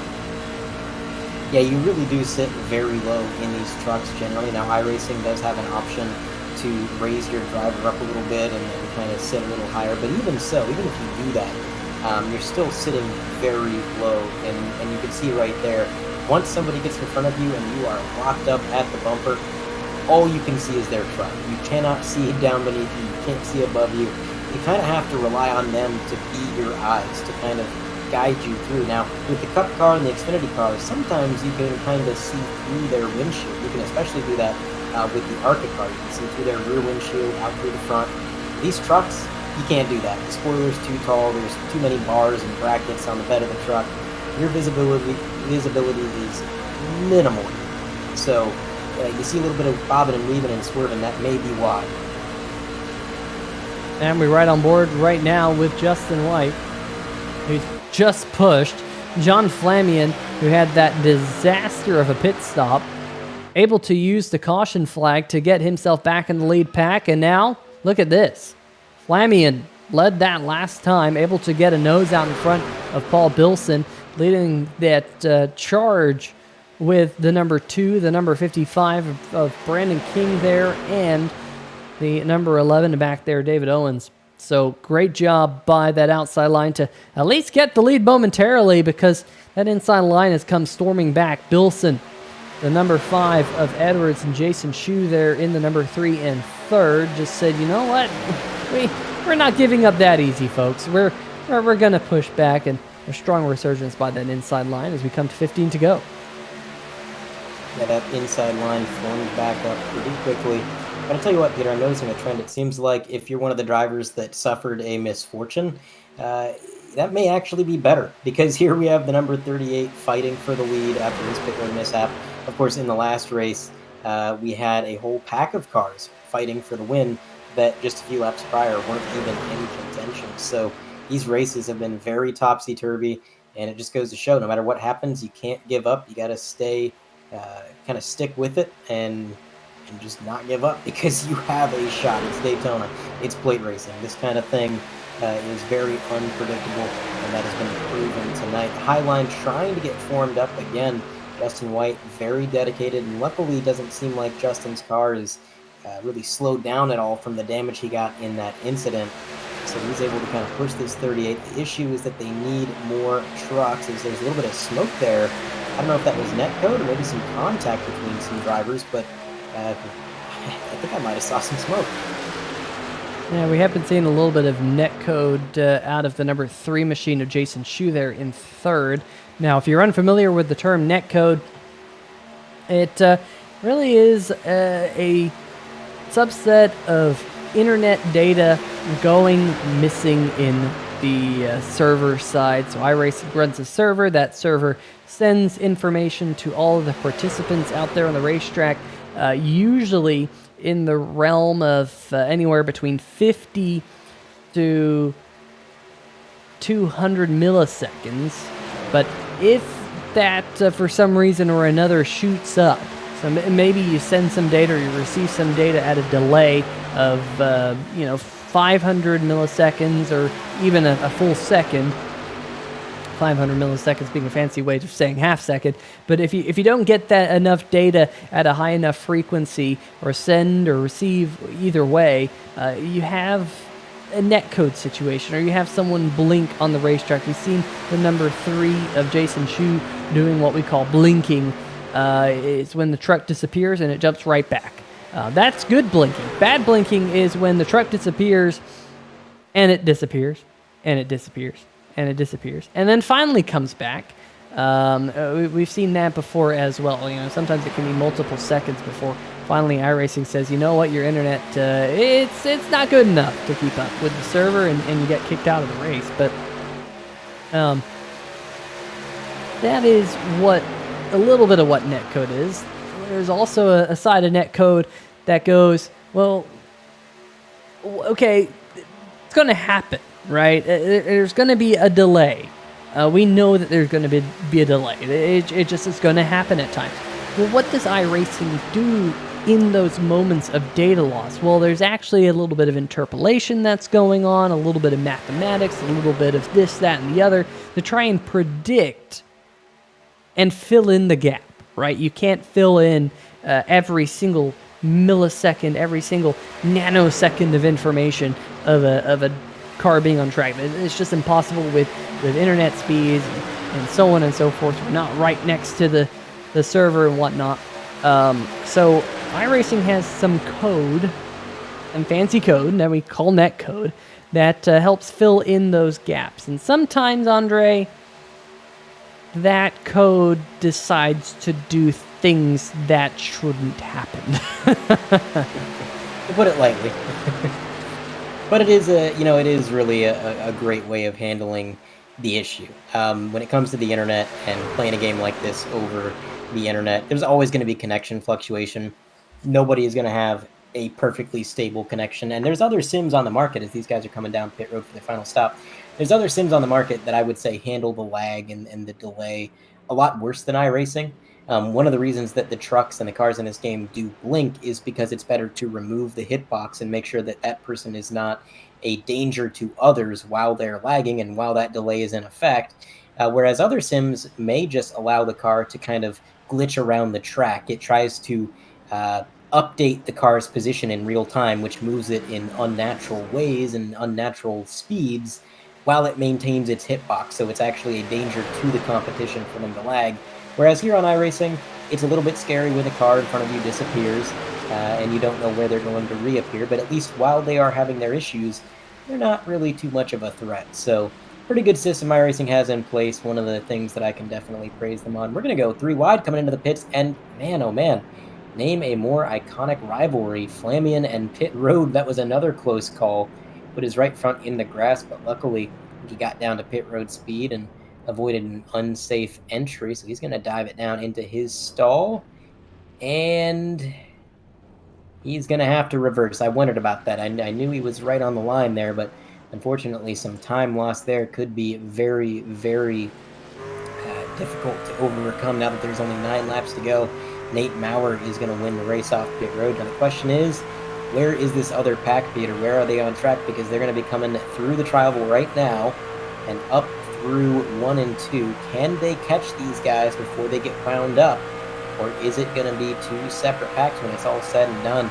Keep an eye on the very top of the screen. You can see that other pack coming out of the corner. I don't think they're going to make any passes on this group, but they are going to be within drafting distance, I believe.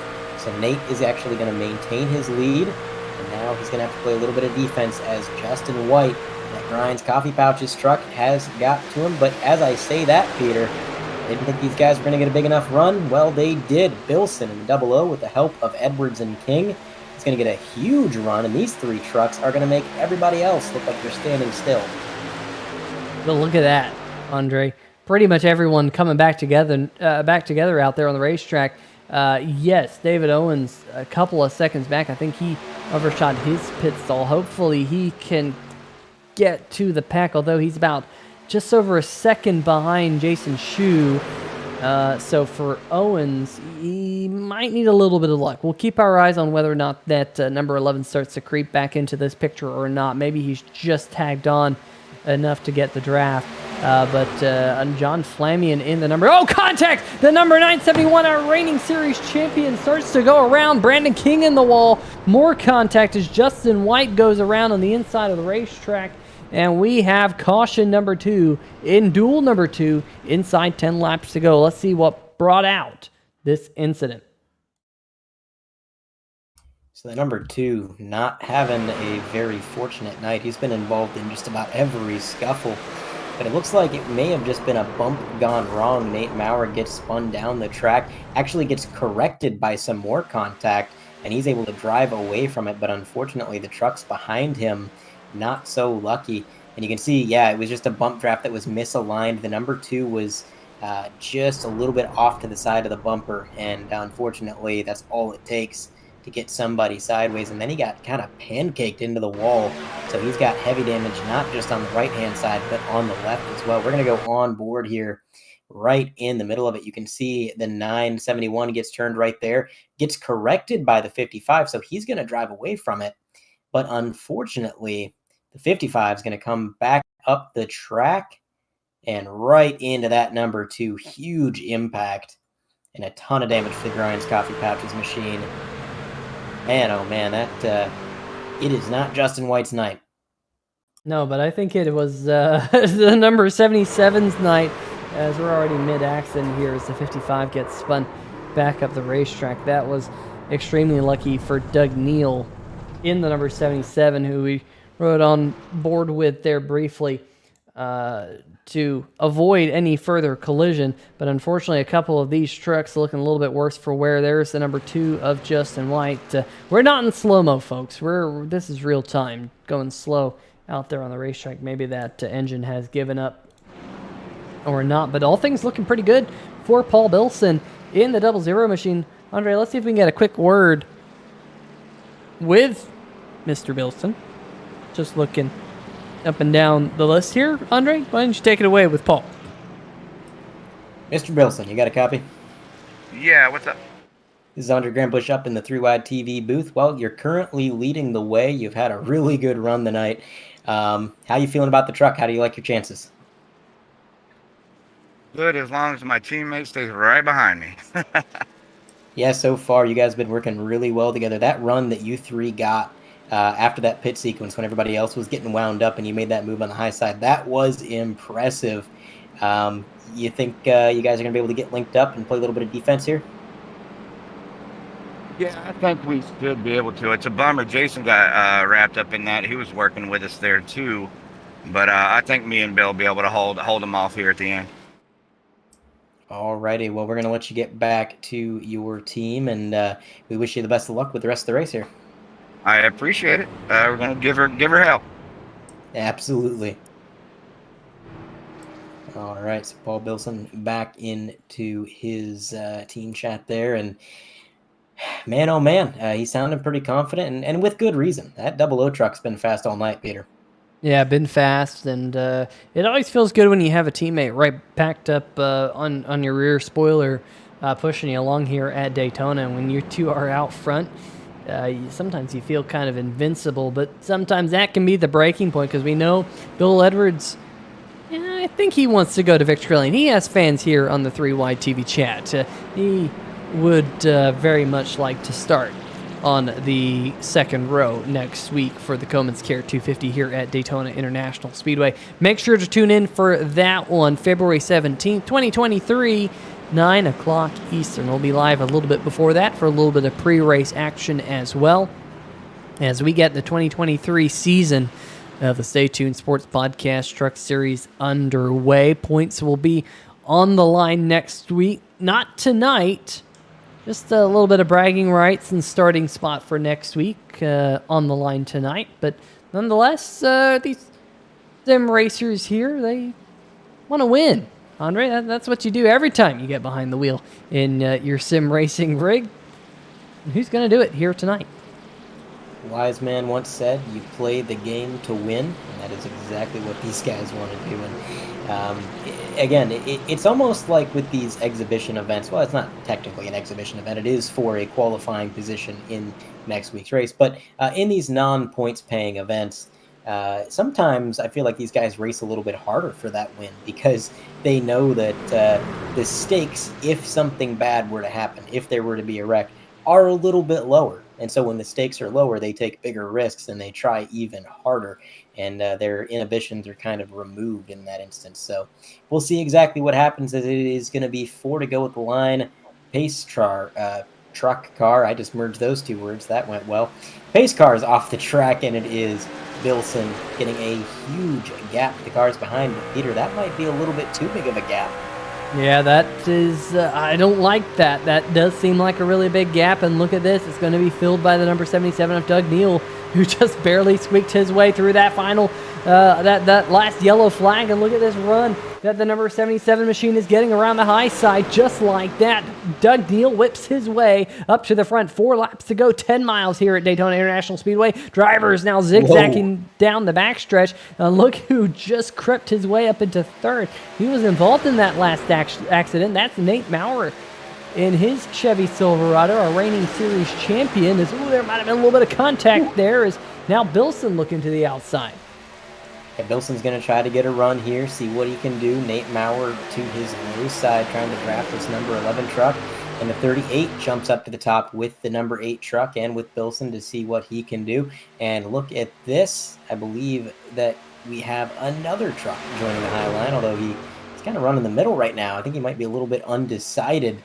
They're going to be 2 by 2 by 2 as they make their way onto the backstretch.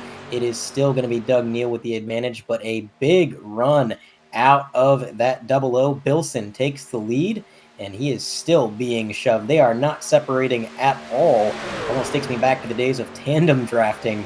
But again, the bottom line has the advantage through the corner. They're taking the shorter way around the track. It's going to be on the straightaways and the tri-oval where Bilson's able to really get anything resembling an advantage. A little bit of contact pushes Bilson up high, gets the field jumbled up, and the top line is going to separate, at least for the moment. Definitely not intentional, but man, oh man, these guys not giving each other an inch. Still too wide for the lead. Bilson not giving up and not rolling over on that high line. Not as much help as he had before. Only the number 5 pushing him right now. There used to be 4 cars up there. Now it's 2. Regardless of that, he is still giving it all he's got. Down the back straightaway for the penultimate time. And the top line again forms up. Bilson takes the advantage, but through the corner, Doug Neal in that 77 is going to try to make something happen. The 11, I don't know if that was intentional, Peter, but it almost looked like the 11 was thinking about 3 wide. Yeah, they're just trying to throw punches here with 2 laps to go. Coming to the white flag, it is Paul Bilson who has his nose out front here at Daytona. It was just a fraction of a second, a fraction of a nose. That put that 00 out front. Folks, this is going to be a grandstand finish. There's the off-pace number 3 of Jason Shu returning to the mix. He's trying to hold on to his spot. He's going to be 1 lap down in all this madness, but 7 trucks right here, 6 of which are on the lead lap, battling things out to the checkered flag down the backstretch for the final time here tonight. We will not see another caution flag. Still, the Bill Edwards doing all he can to get the 00 out front, but Andre, a strong push on the inside line as we're going to jostle our way to the checkered flag. I don't know who it's going to go to. I know that outside line can get a good run through the travel, but the 38 gets separated. They're going to door slam to the line. Bilson into the outside wall. It's 3 wide. It may have been Nate Maurer who won this race. It was Nate Maurer make it. Well, it was, what, 5 wins in the last 6 events? I mean, this is not a points-paying event. But Nate Maurer coming on top, our reigning series champion. Folks, let's go watch how that all shook out there right at the end. Holy moly. There is so much to dissect right here. So they are 2 wide, and the 38 gets out of line. And right there, I thought, man, oh man, that's going to be trouble. But the trouble actually stemmed from a little bit further up the grid. It looks like it was a shove gone wrong from the number 11 that got Doug Neal sideways, and he took Bilson and Bill Edwards up to that outside wall. But then he ping-pongs back down, and he collects the 11 who started all of this. Everybody in this field, quite literally everybody, wrecking except for Nate Maurer, who's able to get through unscathed. Definitely the owner of the Golden Horseshoe tonight. That 971 got through some very precarious situations, and that was a great example of it. But I tell you what, Peter, that's just plate racing. That was not an intentional thing by anybody. That number 11 was not trying to wreck Doug Neal by any means. You know, this is not the outcome he wanted. He was just pushing him as hard as he could, probably trying to get Doug Neal that win if he could. You know, I think he might have just decided, hey, if I can't get it, I'm going to push you. And, well, sometimes those bump drafts go a little bit awry, and sometimes Nate Maurer's there to capitalize. Yeah, so that's about right. You know, there were sometimes it's better to be lucky than good. And for that number 971 right there on your screen, Nate Maurer getting the job done here at Daytona, winning duel number 2. And we got some fun post-race interviews to hear from Doug Neal, John Flamion, and Nate Maurer. Hopefully we can get an interview with all of those top 3 finishers. Let's see if we can dial up Doug Neal and his Simbox number 77. Doug Neal, Peter Short, 3-Wide TV booth. Get a copy? Hey, I got you. What's going on, guys? Well, the Simbox truck looked pretty fast here tonight. You had that one wreck at the penultimate caution where you were the eye of the storm, and somehow you got through with no damage, but unfortunately not so lucky there coming to the line. No. Kind of walk us through it. Well, we were coming to the line, and Paul was right on my outside, and he came down and touched doors with me. I guess he was trying to slow my momentum down. And it slowed me down just enough for David to get in the back of me and turn me and shot me up into Paul, and it was a big melee after that. So I don't really know what happened after that. I was just hanging on. Well, you hung on enough, spinning backwards through the grass to come home third. What did you learn tonight that you can use in next week's 250? Well, I know when we fell behind early there, Justin had a app pop up on his screen. I don't know if y'all noticed how far we fell, like 4 seconds back. Yeah, we were trying to figure out what happened. Yeah, Justin had an app pop up on his screen and blocked his vision, and I thought he just went down on the apron and got loose. And next thing I know, he just kept slowing down, and I almost got into David Buell, and Nate almost got into me, and we finally, by the time I got going, we were 4 seconds back. But I did learn that 3 cars, if we stay tucked up underneath each other, I mean, we really catch people in front of us. So the draft works really pretty good in the trucks now compared to what it used to work like. It used to be like a big bubble behind each other, but now it seems like they really push pretty good. Well, I think I learned one thing this week from what you just said, Doug. Make sure Justin lays off of the iRacing free winning setup websites.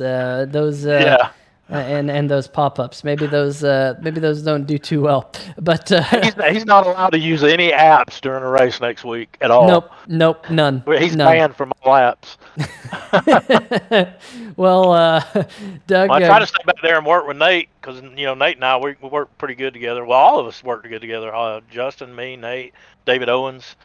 We even had John. I can't say his last name. I always say Filet Mignon.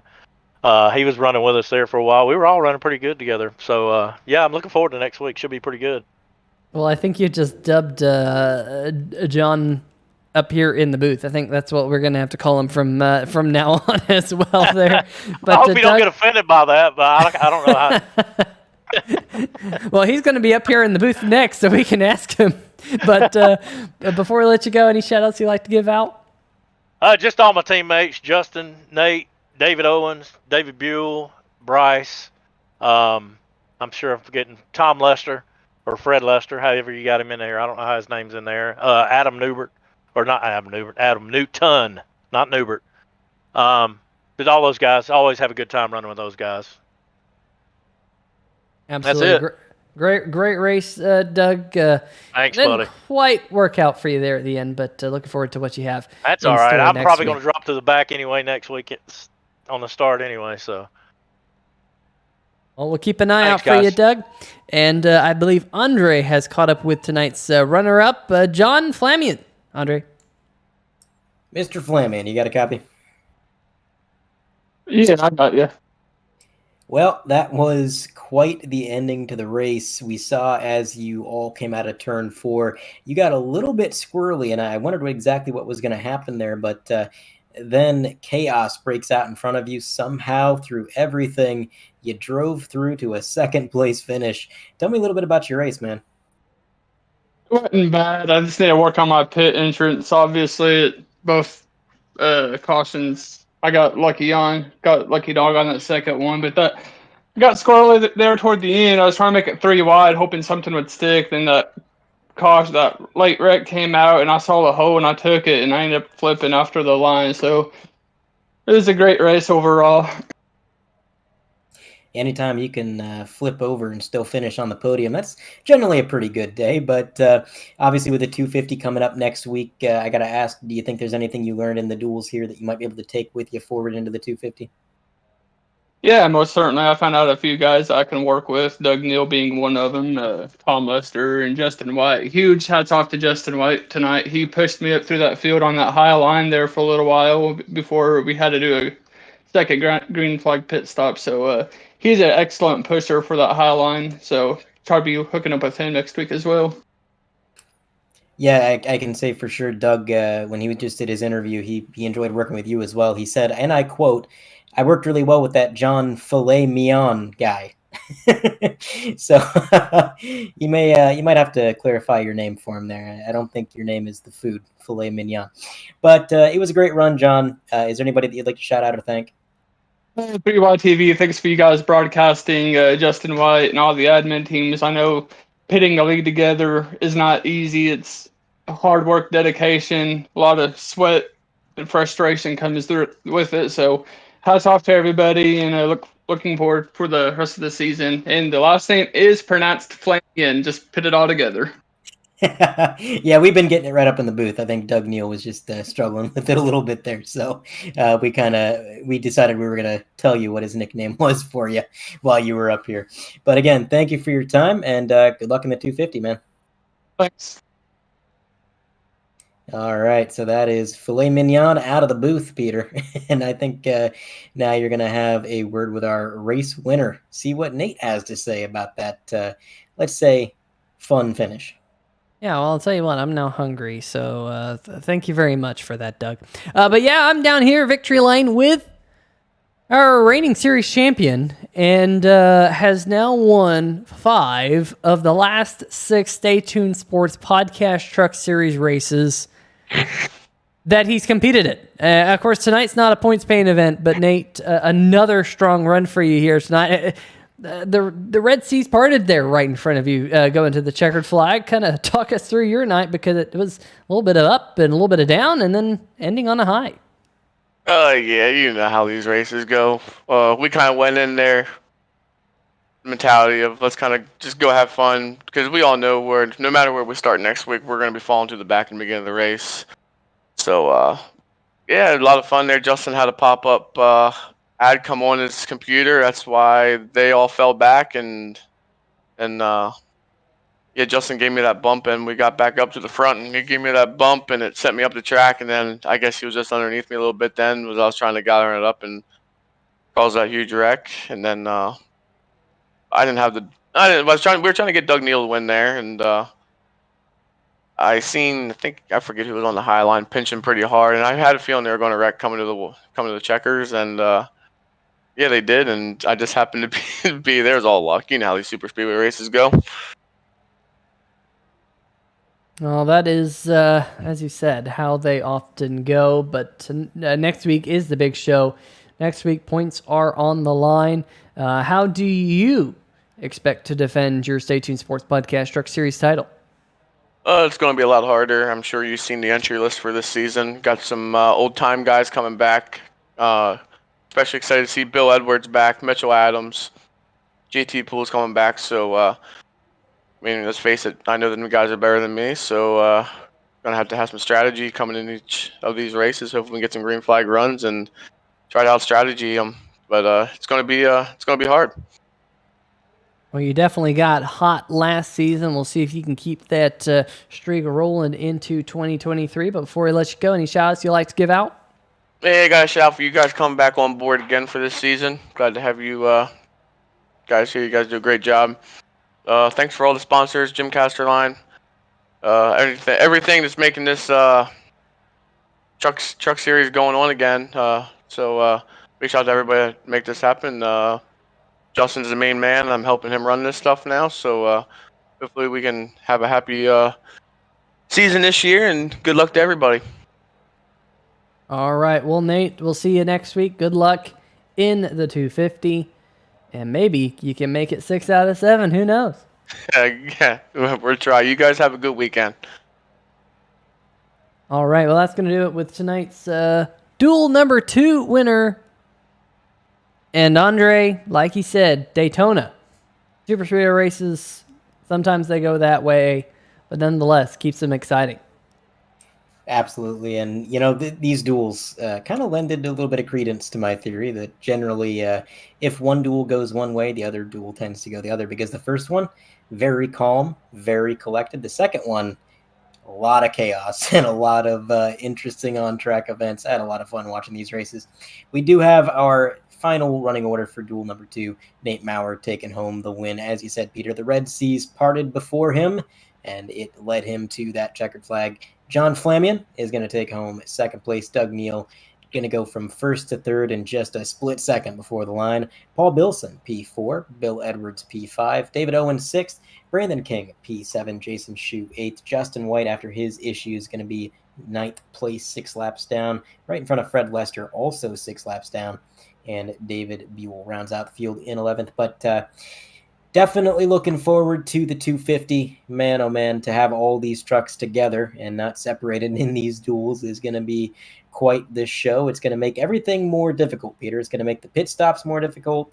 It's going to make the racing more difficult. And, well, when it's a challenge, that's when it's fun. Yeah, definitely going to be a lot of fun next week here on 3Y TV, the Stay Tuned Sports Podcast Truck Series. Just getting rolling for 2023. Andre, gonna be a lot of fun here, starting from tonight all the way through September until we crown another series champion right here on Friday nights on the channel. Before we go, I want to give a huge shout out, like we mentioned, to Stay Tuned Sports and, of course, Choman's Care, and as well as the others returning sponsors here in 2023 for the National Sim Racing Association. Great to see a lot of returning drivers as well. Some drivers that took a year or 2 off and are coming back to the league.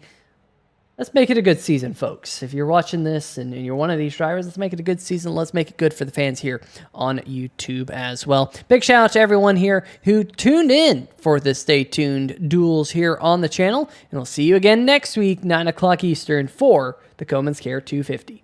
See ya!